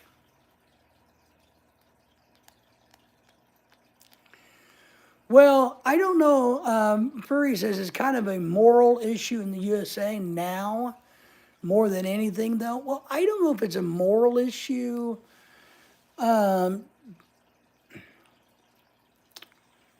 don't think it has much to do about morals, to be honest. I know they want to spin it like that. I think it still has everything to do with money. I don't think it has morals. It's not about morals. Like, if it may not be your doorstep, but a lot of Americans will feel the difference. Yeah. The wars will stop. Speaking from Ireland, yeah, yeah. All right, I understand you, Fury. So I don't think it's a moral issue in America. He's not more or less moral than the Democrats. The Democrats aren't moral or less than them. I think we do have a division on ideology here. The big division in America would be how many sexes are there? That's the one topic that divides America, but that's not about Republican and Democrat. It's about logic and non-logic. You know, how many sexes are there? Well, there's two. There's a male and there's a female. You know, no, men cannot have babies. You know, I'm sorry. That's it. How do I identify a woman? A woman was my mother, you know. So I think that's what divides the country right now. Speaking of Marlon, yeah, is that not ridiculous? Yeah, it is. Madam's apple, yeah, isn't that right? I mean, I really believe if that's the big issue in America. Scotland sold out over here with that stuff like Canada. So does Scotland have an Ireland? Does Scotland and Ireland think there's more than, I want to talk about sexes, men and women, male and female. So how does Europe see that question? Is there more than two sexes? Is there more than man and woman? Or is there, you know, I wonder what Europe thinks. I wonder I know a lot of African countries are laughing at us. Like to think Trump is stopping that BS.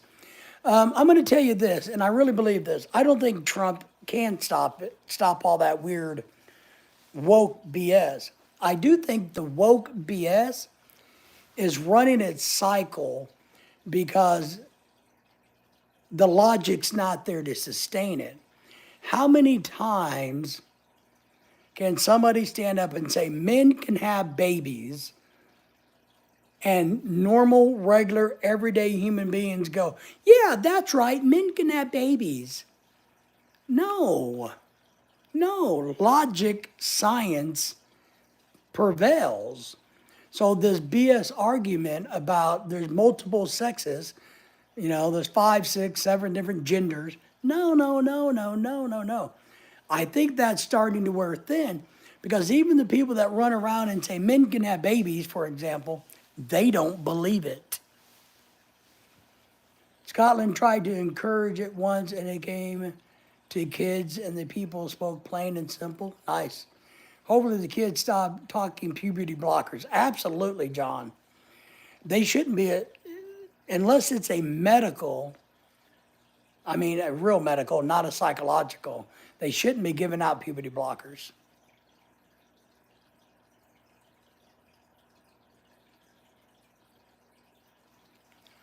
Shouldn't be puberty blockers. I agree. I agree. I agree totally. I think that's rude and crude and asinine.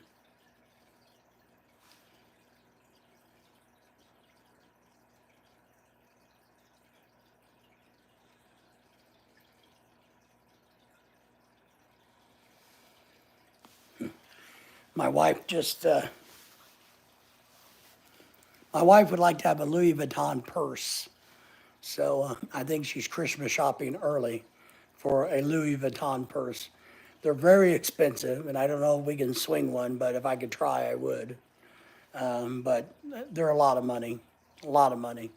But I know she would really like to have one. So I don't know. I'm going to have to study the budget hard and see if we can pull that off. Where did it all start at? More than two sexes. You know, that's a good question. What nut job came up with that and got traction? Yeah, it's a mental issue or sexual preference, and that people share in common, which is a real thing. But this goes back to ages and force. I agree. I agree. I agree. You should not put it on children. Black Friday, yes. You're triggered me. Blocking Jack here. That's right. You triggered me. Well, we didn't say the alcohol word, did we? You know, Dennis. Dennis in the house. Yeah. Timeout Jack is still in my timeout zone. So, you know, yeah, Luby, wow, don't let her know. Don't let her know. Yeah, she really has her heart set on one, and you know, I'd really like to give her one, buy her one, but you know, it's the money. It's tough. It's tough. But if I can figure it out, I will try to get her one. I haven't been promising one. I wanted to get her one for our wedding anniversary, because I figured 10 years of being married to me, she deserved a really nice purse, right? But it didn't happen, and so now I see her Christmas shopping again for him. I think Trump has a victory for, yeah, victory for USA. Yeah, don't do that. The whole UK was cheering for Trump. Check it out. I know I saw some of that. I saw some of that on the Australian news channel. IV Louis Vuitton. Yeah, LV, Louis Vuitton, that's correct. I call it King Louis because they cost so much. They must be a king by now, right? They must be a king. But you know, you're talking about $2,000, $2,500 for a simple one. You know, $2,000 to $3,000, right? That's a pretty good chunk of money, and I know she really wants one. Some of the knocks are close. Looks like original. I know, I know. I don't know enough about them to be able to do that. You know what I mean? So I couldn't surprise her with a fake one because I wouldn't know enough. I would have to buy one from a real retailer without her helping me. You know, otherwise I would make a big mess of it, Dennis. So I know that. They had marches in the streets. Yes. When's your my anniversary was shit. In September. Almost forgot. It was in September. So we've been married 10 years, and she kept me alive all these 10 years. And so I really wanted to buy her one for our 10-year wedding anniversary, but the one that I had picked out was, I think, $2,800. So it just didn't materialize. And I know she'd love to have one for Christmas. We'll have to see. I have to just see if I can figure it out. I would have to cut the budget in some other ways to make it happen for her. But I know it would bring great joy to her if I could do it. Maybe I should put my name on something and charge. Yes, you should. Ridiculous price for it, and maybe I'll become a billionaire. You should. And Henry, all you got to do is use HTN. That could be your brand, your logo. There's actually a brand of luggage of my last name. It has an extra N in it, but there's a luggage brand that's named after me. A nice holiday is better than a ring, I think. Yeah, I agree. Holiday is great, time together. She has a ring. I bought her a very respectable engagement ring. Yes, call it buys arm candy. I know we men don't really get the whole purse thing and the Louis Vuitton thing, and but for women, we don't understand. I don't understand it, so I don't think we understand. We see it so differently than they do that I think that's part of the problem. I look at it as a purse, something to throw crap in. They look at it more like an investment, a status symbol that they've made it in the world, that they're higher on the food chain, that they've been rewarded, they've been blessed. They see it differently than us. We see it and go, oh, it's a bag to put stuff in. Try a cruise to Ireland in the summer. Got some gold recommendations. Well, we're going to go. We're going to try to go to the Mediterranean next year, but we have to see how our dogs are. Maria's back. Thank you for being here. Thank you for the thumbs up, everybody. If you're new to us, make sure you subscribe, but give us a thumbs up tonight. And remember to subscribe to each other's channel. Maria has a blog. Chasing Tells here, he's got a channel. We got a bunch of channels in the house. Let's see, we got a few channels in the house anyway. So you guys make sure you say hi to each other. How are we doing? I'm doing good. I was just telling I saw my wife was shopping for a Louis Vuitton purse for Christmas. Don't quite have that kind of money to buy her one, but I sure would like to. So that's what we're talking about right now is a Louis Vuitton purse. So my wife deserves one, but they're a lot of money. If I could get her one, I'd get her one tomorrow. Chasing Tell, thanks for being here as always. Furry, how long will you have to travel for? If we go to take a cruise, we just fly from America.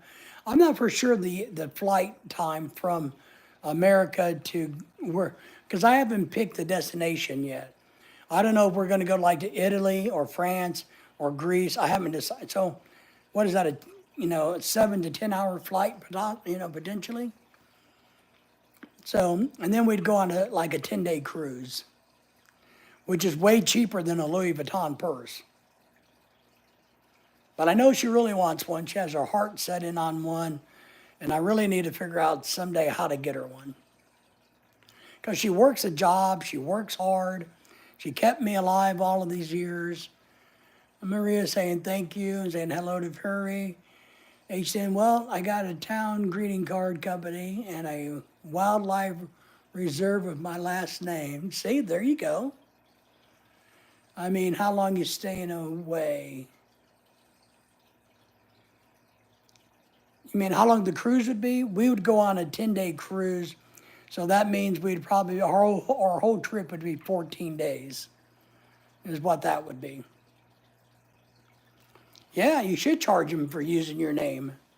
That's what I said. I was going to send them a cease and desist letter or cut me in on the profits letter.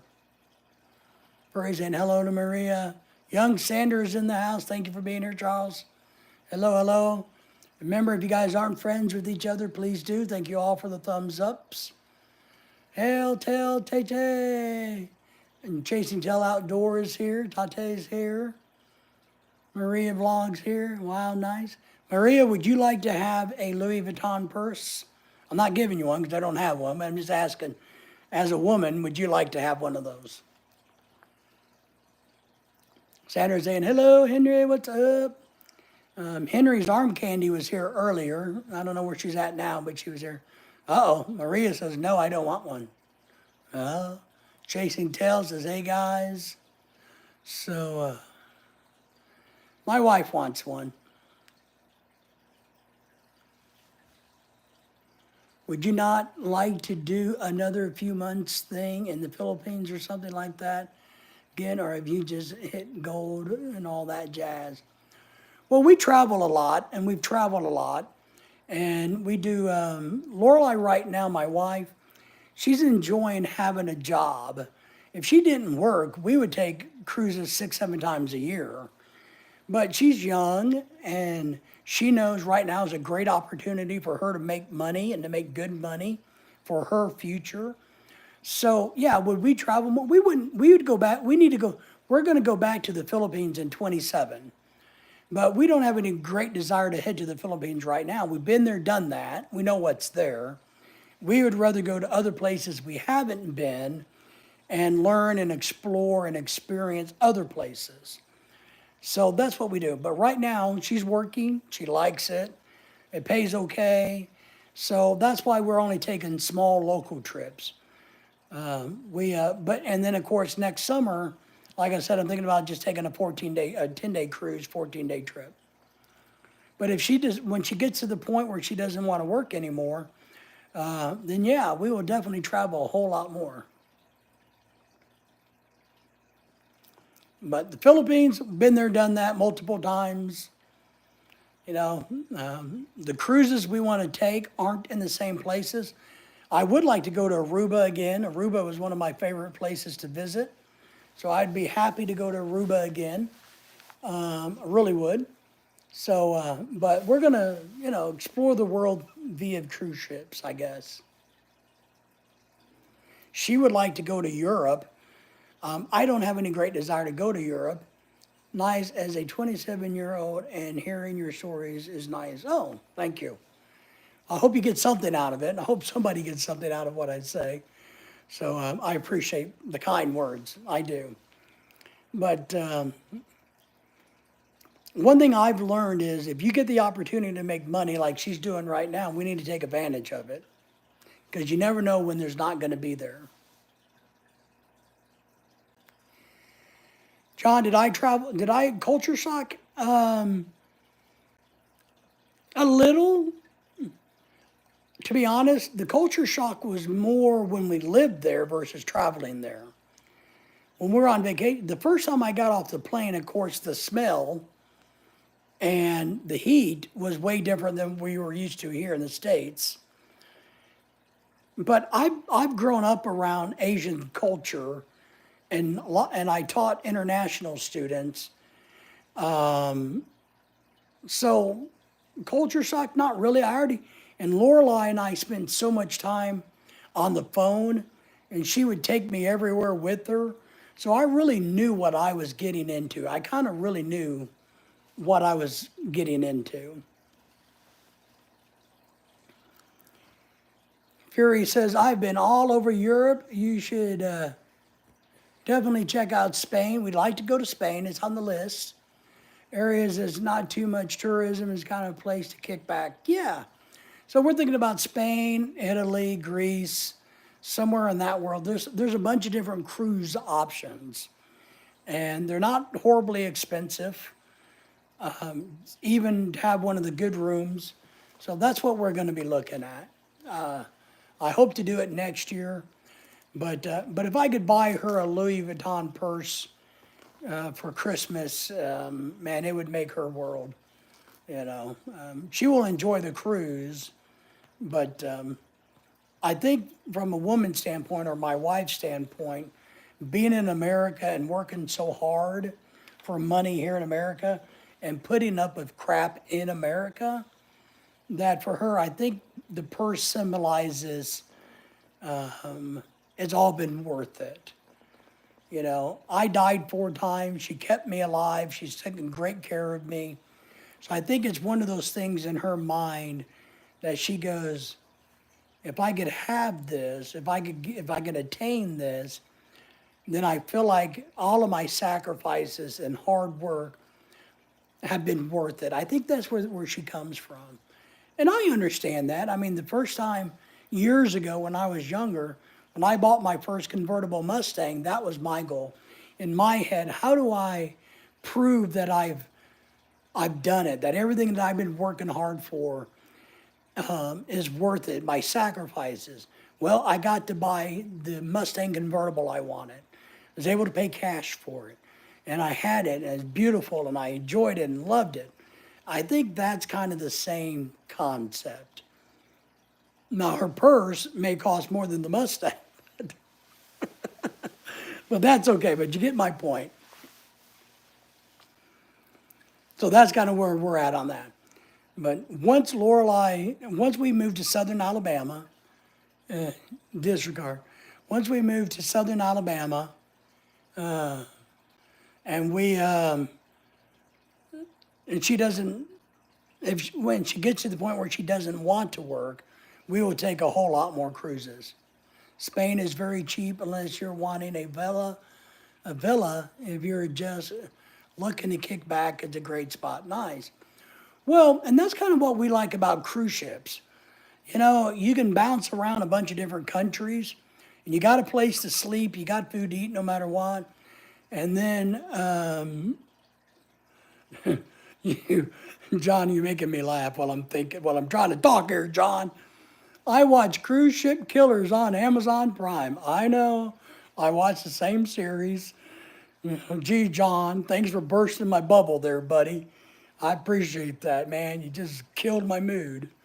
So, but we love cruises. We would like to go to the European cruise. We would love to go to Asia and take an Asian cruise. We'd like to go to Australia, take the Australian cruise. So,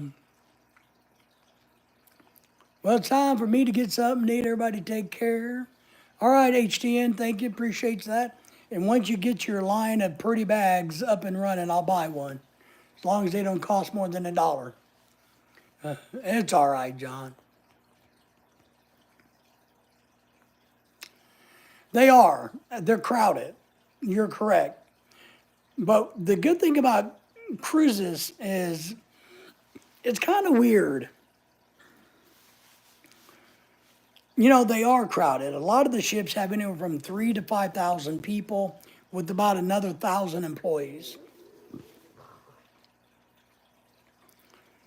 So it is kind of crowded, but for some reason, I don't feel stress on a cruise ship with my PTSD. If I'm in the Philippines, right, and I'm at a mall, I'm stressed. On the cruise ship, I don't feel that stress. If I'm at a baseball game and it's way too crowded, I'm stressed. But on a cruise, you can find a little place all to yourself on a cruise ship all the time, and I really like that. Oz is where the Irish are heading. It's the new USA. Huh. That's moving for work, though. If you're wanting to retire, it's different. John says, lots of sugar mommies on cruise ships. That's right. Well, there is. If you want to meet a pretty Filipina, go on a cruise because they got a lot of Filipinos, and all you got to do is say, hi, aren't you from the Philippines? And you can have a girlfriend in a week. So, but that's what we'd have decided we're going to retire in the USA. We're not going to retire in the Philippines. We know with my health, and Lorelai also knows with a little bit of her health issues, that medically she's way better off in the United States, and so am I. It may be, quote, quote, unquote, cheaper to live in the Philippines, but it's not as convenient to live in the Philippines.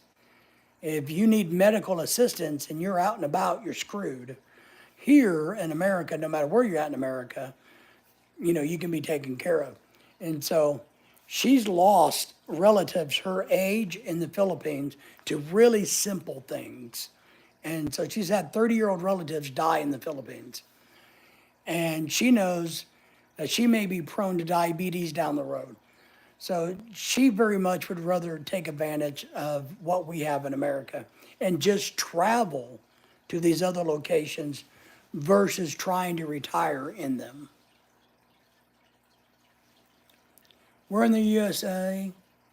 Where in the USA does having Trump make you feel safer?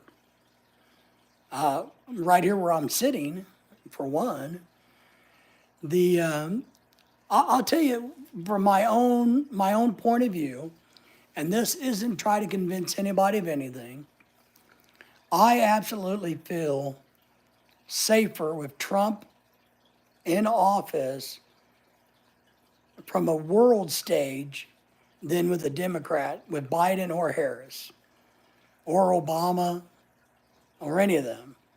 Because we know that China's not going to screw with us, North Korea's not going to screw with us, Russia's not going to screw with us. And if they do, Trump will bomb the living shit out of them. The Democrats won't. The Democrats will bitch and whine and cry and go, oh, but we should try to be their friends. We're sorry that they bombed the United States, but we should try to be their friends and understand their feelings. No. American men like me, average American men, think if you attack us, we're going to destroy you. That's and we have faith that Trump would do that if needed to be done. Yeah, sugar mama isn't in the question because you met your match. Yeah, I got mine. So I'm not looking for sugar mamas, and neither is John. So I don't know what John is thinking about with those sugar mamas. Yeah, Obama sent a plane load of money out of the U.S. in the dark of the night. And look, I just feel better, and I promise, and you're in Europe, right? And so I know you're going to be hearing this, Fury, that it's real simple. Russia's going to calm down. I don't know if he can fix that war, but they're going to calm down. China's going to calm down. North Korea's going to calm down. The Middle East may calm down. Because one thing they don't want to do is piss off an angry American that has the power to blow the living shit out of you. I got my sugar baby. That's right. Yeah, you're in Ireland. Right. So I think you guys probably know even in Ireland, right today, you guys are probably going, oh, America has changed. I was watching Australian news today, and they had the Australian Parliament. And they also had, some of the stuff from Europe where people were talking about, look, we got to change our ideology now because there's a whole different, realm going to happen. Lucky Charms are from Ireland. I'd like to go to Ireland. I'd like to see the grassy rolling hills of Ireland. I'd like to see that. And isn't that where golf started, was Ireland? Am I right about that? Isn't that where golf started? The game of golf? So we wouldn't mind going to Ireland. I'd like to see some of the old castles and churches. I think the language is tough to understand. No offense. I think listening to Irish people speak English, at least for me, I kind of got to go, I think I got 1 out of 5 words. This is what it seems like on TV anyway. It's hard for me to keep up sometime. But I sure do like Guinness. Isn't that Irish beer? Is Guinness Irish?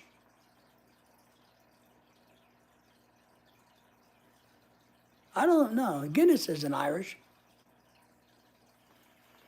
See, that's my point. I have no clue, right? Guinness isn't German. It's Irish, right? I've heard islands build roads around rocks, so not to disturb the little people. There you go. Yeah. Yeah, it's Irish. Okay, I love Guinness beer. Guinness. I've heard that too, John, about the little people and about how they will go out of their way not to disturb the little people. And I think that's a great folktale. I don't know if there's any, there's also a myth in the Philippines that there's a little people in the Philippines too. So not Papua New Guinea, but in the Philippines. I don't remember when I read the legend if it has supernatural powers or not in the Philippines, but I know they do in the Philippines, and I think the theory Trump lost, it would have affected. Yeah, I think, and I'm not an expert, guys, but I will say this: I truly believe Trump winning is going to make every country feel a little safer. I like my Lucky Charms. The Trump card. That's right, John. He's going to play the Trump card. Because I think every country now knows that the United States won't be bullied or pushed around. With Biden and Harris and the others, the other Democrats, they got away with a lot. They pushed, and we did nothing but say, "Oh, but we should be kind to them." Maybe they're intersexed. You maybe they're transgender. So we got to be kind. But I think every country should know that the boss is back in town, so to speak, and the United States has its testicles back. That's what I think. I don't know. It kind of felt that way watching Australian news today. That's kind of how they felt. I don't know how the Philippines feels about it, to be honest.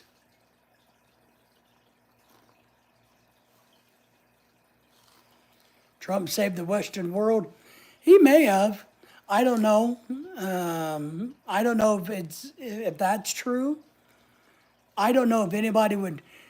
One thing you got to keep in mind about the United States is, look, if a country attacks us, and they better do a really good job of it, because there's more guns in American homes, and whether I hate my neighbor or not, if somebody attacked us, my neighbor and I would get our guns, we would band together, work together to defend our country and our land, without question. So that's one thing a lot of people, I think, understand about the American culture. If you really want to attack us, you better think twice, because it's not going to be pretty. Hang on to your wallet, and the import taxes are coming. Yeah, might be. We don't need any stinking imports. We grow chicken right here in Arkansas. So we'll give you all the chicken you need. You don't need any Mexican chickens. I think as long as everybody plays fair, it won't be so bad. I know I saw a news release from the president of Mexico today, who did not congratulate Trump, but said that, and she's a new president, she's only been there a month or two, I guess, but something about she didn't want the men and women of Mexico to be stressed, and that she is sure there will be the good relationship between the United States and America will continue. I think that was her statement about President Trump today. So, my feet grow mushrooms. Ew. What taxi do you think Trump will bring Chasing Tails outdoors? Or what tax relief will be affected? Well, I can solve one of the problems. I think they just need to federally legalize marijuana and tax it. Right there. Boom. Anything not made in the U.S., imported, will have a hefty tax on it. Yeah, there's a good chance that some of that's going to happen. I think if it's out of balance, if the trade is out of balance, that's what he does. We don't need any cars. We got cars. We got Elon Musk making electric cars. Do you guys know why Elon Musk hates Joe Biden so bad? I found out why he hates him so much. Is Trump pro-medical marijuana? I don't really know. I think he's pro-medical marijuana. But I think we need to make marijuana recreational, like alcohol, and just get rid of all these stupid rules and laws and just make it like alcohol. 18 or older to buy, or 21, whatever it is, and collect the taxes, right? That's what we need to do. Electronics, tax on those. What's bad about Trump? His attitude, his personality can be very abrasive. He goes off script too much. I think when he's giving a speech, he would be much better if he didn't ad lib. If he would just stick to the script. Harley Davidson move or is moving out of the U.S. Yeah, they've already moved or created a whole world division away from the United States. So they still have, the United States, but how they've tried to explain it, because I read this, because I thought about buying some of their stock when they got in trouble a while back. And what they're trying to say is, look, We're just trying to meet the need of the world market. So we're going to be moving a new world operations overseas, but we'll still be here in an American company. That's what they're trying to sell. I don't know if that's the truth or not, but that's what they're trying to sell. His come over is bad? Yeah, his come over is bad. What does it mean only that you don't like his attitude? What do you think is bad for American people? Well, what I don't like about his attitude is sometimes he's a little bit of an ass, but which is weird because I like people that make people mad, but I also like people that piss people off and then and leave them hanging. So sometimes he's too repetitive, and he can't let go of something, and he seems to just keep beating it like a dead horse, and I don't like that. What do you think is bad for America people? What do I think a lot of things are bad for American people. What do I think that is bad that he's going to come from? Well, tariffs, taxes could be a thing. The adjustment period, as always. John says, Trump's a businessman. I think America is a corporation. Well, I think this, and this is where the Elon Musk thing is going to be interesting. I truly believe the United States government should be run like a corporation.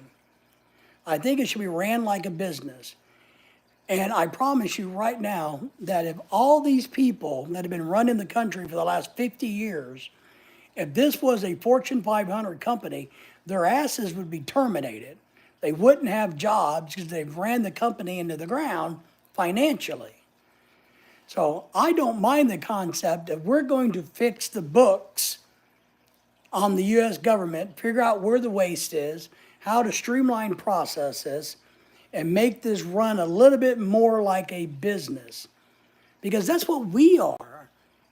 You know, you and I, every job that we have is a business. If we lost billions and billions of dollars, we wouldn't have a job. If we didn't produce, we wouldn't have a job. So shouldn't we hold the United States government to the same level as us?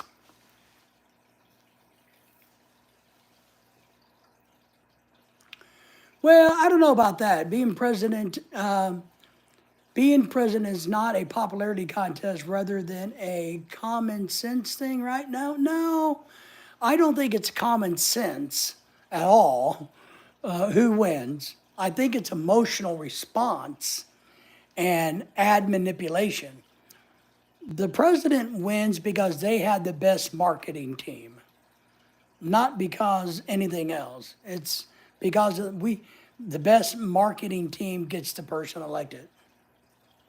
Trump can say you're fired. Business needs money in dealing with people's lives. It does. But look how much money our government takes in and how much of it that we piss away. So I don't mind putting a business model into government. Balance the books, profit and loss. And you might be shocked if somebody really took the United States government and ran it like a business, it might be profitable. You just don't know, and we don't know because we're trained not to know. Yeah, but you got to have, in America, money pays for everything. So money is life. Medical is life. Food is life. That's all money. And so you got to,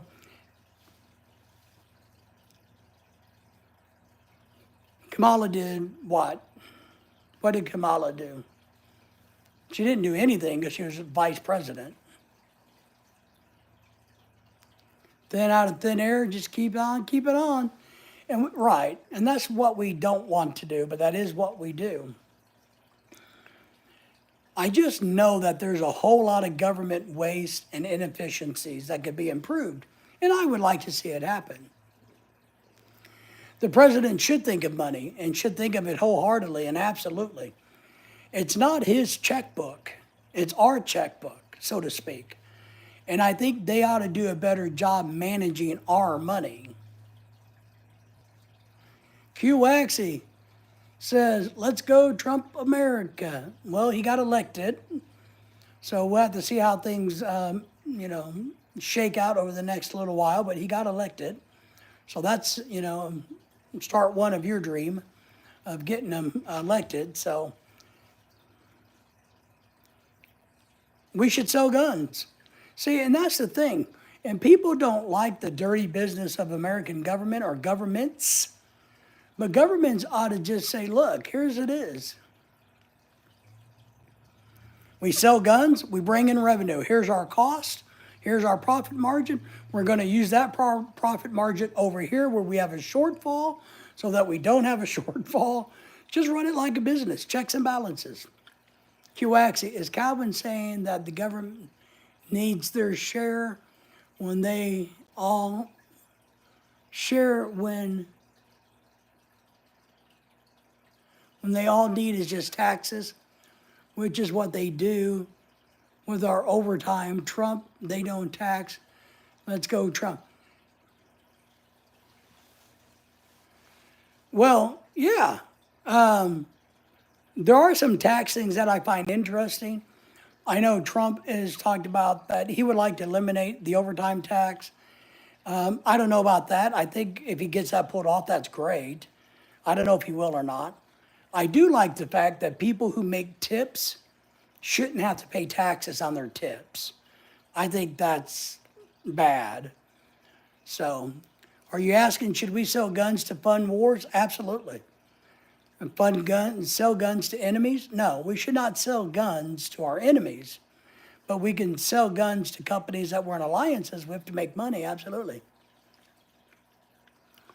No tax for hookers. John says, hookers should not be taxed. Well, if it's all cash, it's a tip. So, but everybody uses debit cards. I know it's crazy, yeah. Like, what do you mean? Like who should we sell them to or not sell them to? Sell them to whoever wants to pay us the most money, as long as they're not like North Korea, Russia, and China. But if the Philippines wanted to buy guns from us or, airplanes, I have no problem with any of that. No taxes on old man money. I'm almost 62. That's right, John. Old people, I believe this, and I know this won't work, but I think if you're retired on Social Security, you should have some kind of card that when you buy your groceries, you scan it and it takes the tax away off of your food. Because I think people that are in poverty should not have to pay taxes on food. And I don't think anybody should have to pay taxes on food, but I know that's not realistic. So I think people with low income and people in the elderly should not have to pay taxes on food. I think that's just ridiculous.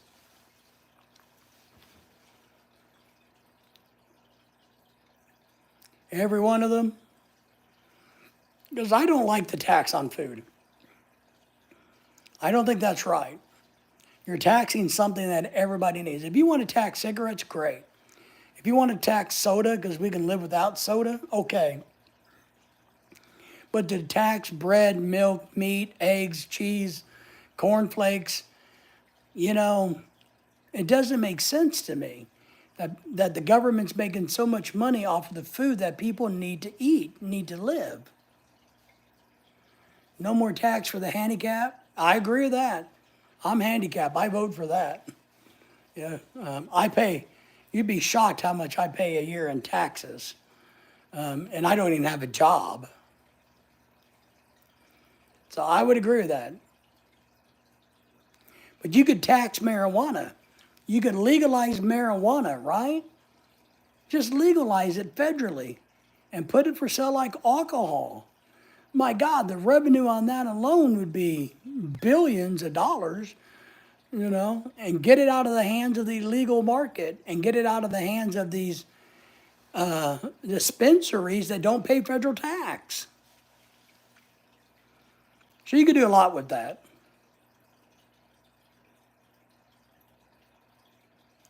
So it's crazy. But then again, they don't ever ask us. I think we don't do enough to help people that are trying to help themselves. I was born in the 60s, the 1960s. About the marijuana, you mean? Yeah, but it's not a federal, it's a state thing. And Michael, so yeah, there's a lot of states where it's recreational.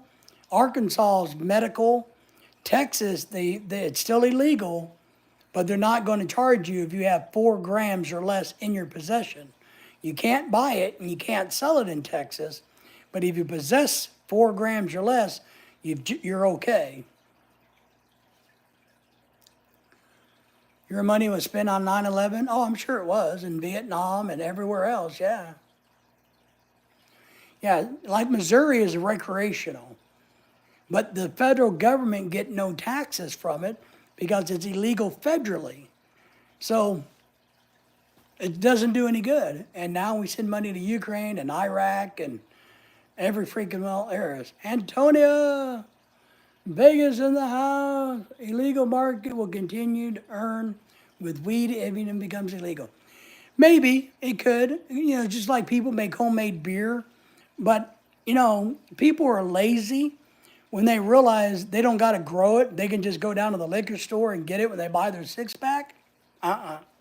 People are lazy. It's going to be convenient, and they will take advantage of the convenience. Everywhere, Obama, fly my money away, way, way. Illinois is legal now, right? So every state is different, but I just think they ought to make it legal federally. Then that takes away all the state BS, and the federal government can get a cut of that pie. Hunter video made billions with the last 10 years. Yeah. For Biden, Hunter Biden. Because you must be 18 or 21 to buy pot. So the kids will continue to buy it and they would just buy it from me. Right, Antonio, right?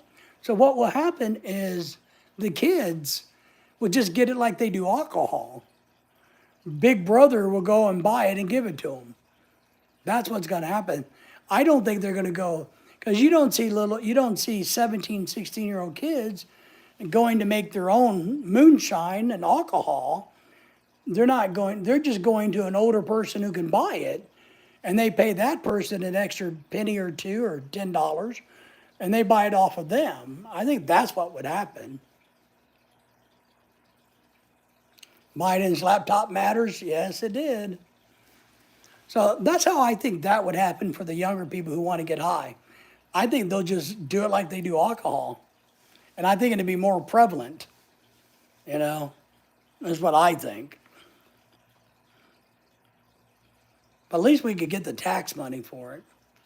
I think it ought to be legal. I don't have a problem with people getting high. But I think you have to go the same way with alcohol. If you get caught under the influence while you're driving, it should be a DWI. So you can't say, no. And that's where I go like this. Right now, you can have a distinction between recreational marijuana, hey, I'm getting high for the fun of it, or hey, I'm getting high because I need it for a medical condition.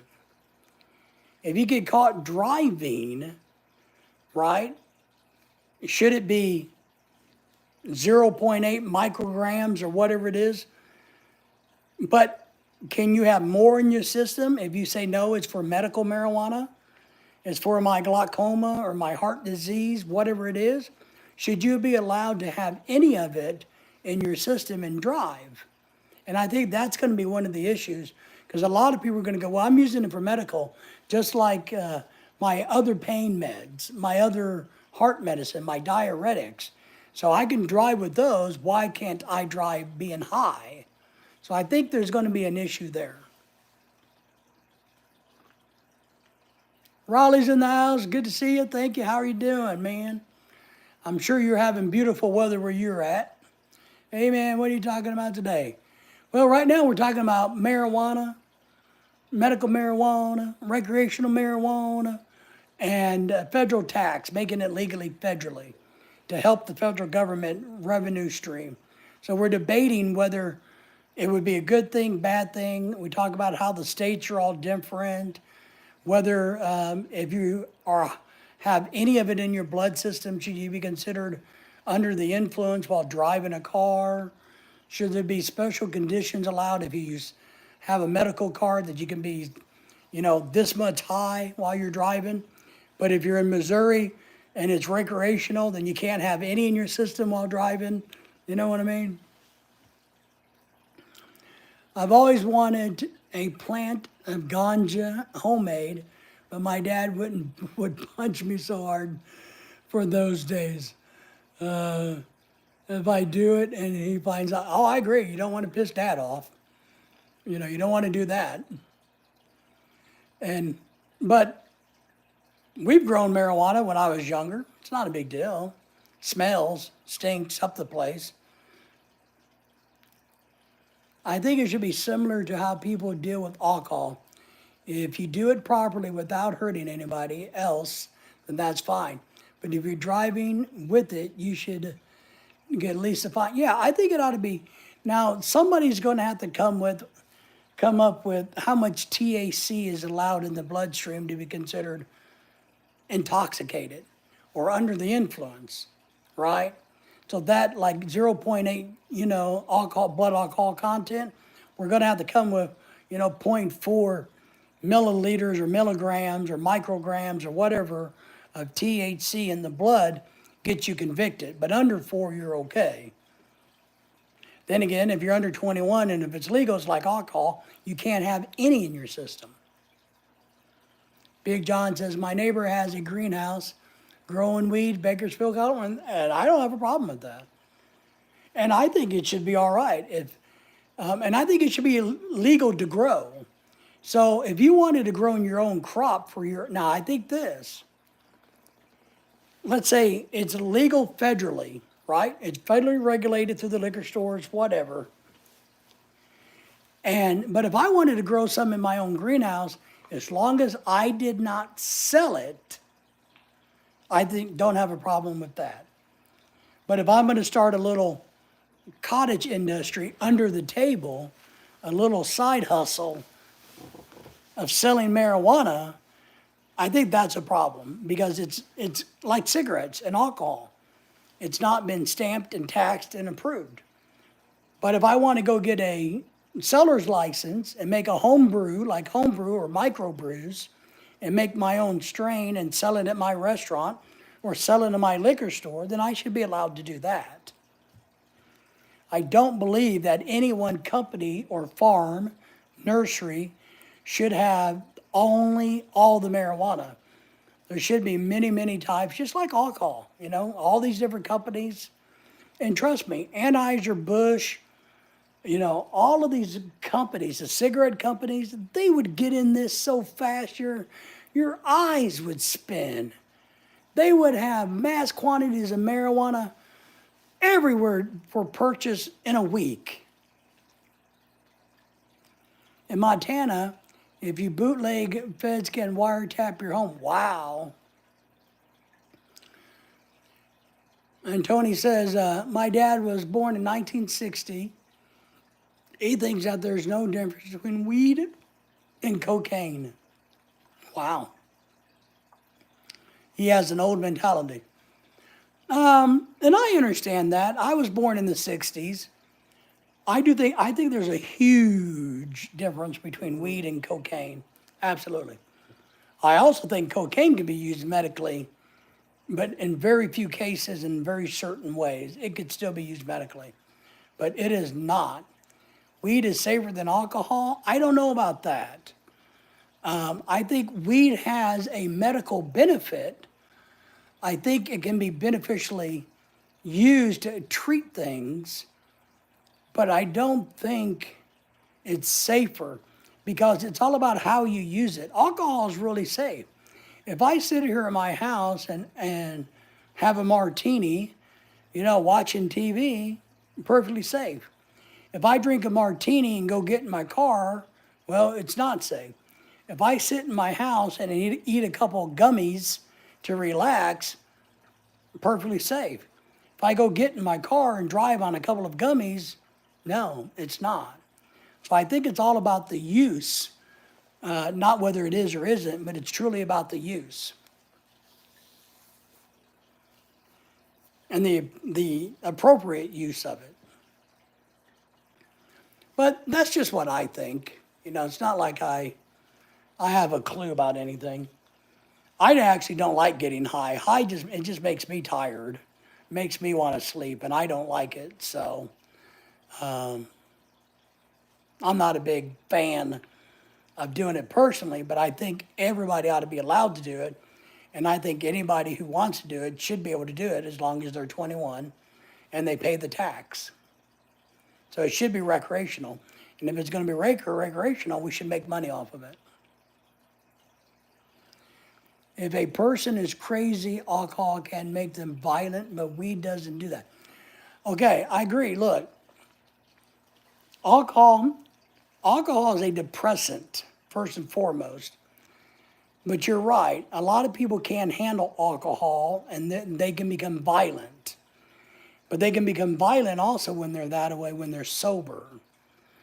Marijuana may be a downer also, a depressant, but maybe it goes too far. So instead of that person being like a raging drunk, throwing shit, they're suicidal or they're homicidal.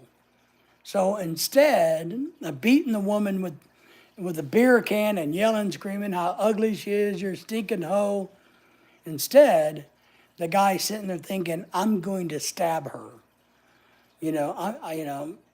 I'm chill. I don't like this. Whatever she's doing, I'm just going to cut her throat and be done. So there's, you know what I mean? Alcohol can make your clothes fall off. This is very true. Alcohol causes pregnancy. That's true. Marijuana can cause women to be more compliant. Same along the same strain there. So I don't know what's going to happen, but should we ban alcohol? Should we go back to prohibition days? I don't know the numbers. It'd be really interesting. I'm sure I could Google it. I wonder how much tax money is paid to the federal government in alcohol sales every year. Because I think if you looked at that, that's how much you would get off marijuana, but more. I think the taxes off of the marijuana would be even more than what alcohol is. So, because I think a whole lot more people want marijuana than alcohol. I know a lot of drinkers who would be happy to sit around and get high versus drinking alcohol. I know a lot of them. I know a lot of people like that. I don't know about Timeout Jack, if he would rather have marijuana than alcohol. I think he would rather have alcohol. But I literally got friends that are pretty heavy drinkers, and they figured out up in Missouri across the border, you can just go buy it. So people around here are sitting in their backyards now, and I've been to parties where the guys are sitting there getting high, and they don't drink nowhere as much as they used to. If they didn't have the marijuana, they'd be chugging beer after beer, beer after beer. Instead, they got a beer that just kind of sits there. They get high, and they just kind of chill. But they don't drink as much. That's just what I see. But what do I know, right? So, it'll be interesting to see if any of that, plays out in any way, shape, or form. Oh, there's my Lily. Lily's awake, so. I don't know, man. And alcohol is expensive. Well, marijuana is expensive. I bought some gummies when my doctor wanted me to try them, and I'm like, damn, these things are really pricey. And all they do is make me lazy. I don't want this. They didn't seem to do any good for my pain. They just made me want to lay down and take a nap. And I can do that without marijuana or anything else. So, kind of crazy, but I don't know. Well, my friends, it's almost 7:30. I think I've been out here longer than I planned tonight. So I think I'm going to get ready to jump off of here. So, and get a few things done around the house tonight. And study on Louis Vuitton purses to see if I can't figure out how to buy one for my wife for Christmas. I'm going to have to study that a little bit and see where the prices are. So I might do that tonight while she's not at home. And other than that, I wish everybody to have a great night. Take it easy. Enjoy everything that's going on in your own worlds. And I will see you guys maybe tomorrow sometime. I might wake up, tomorrow's Thursday. If I wake up early, I may go live early and then do one late also. So that's kind of the plans for now. So, all right, my friends, appreciate the thumbs up. Everybody take care. And until the next time, see ya.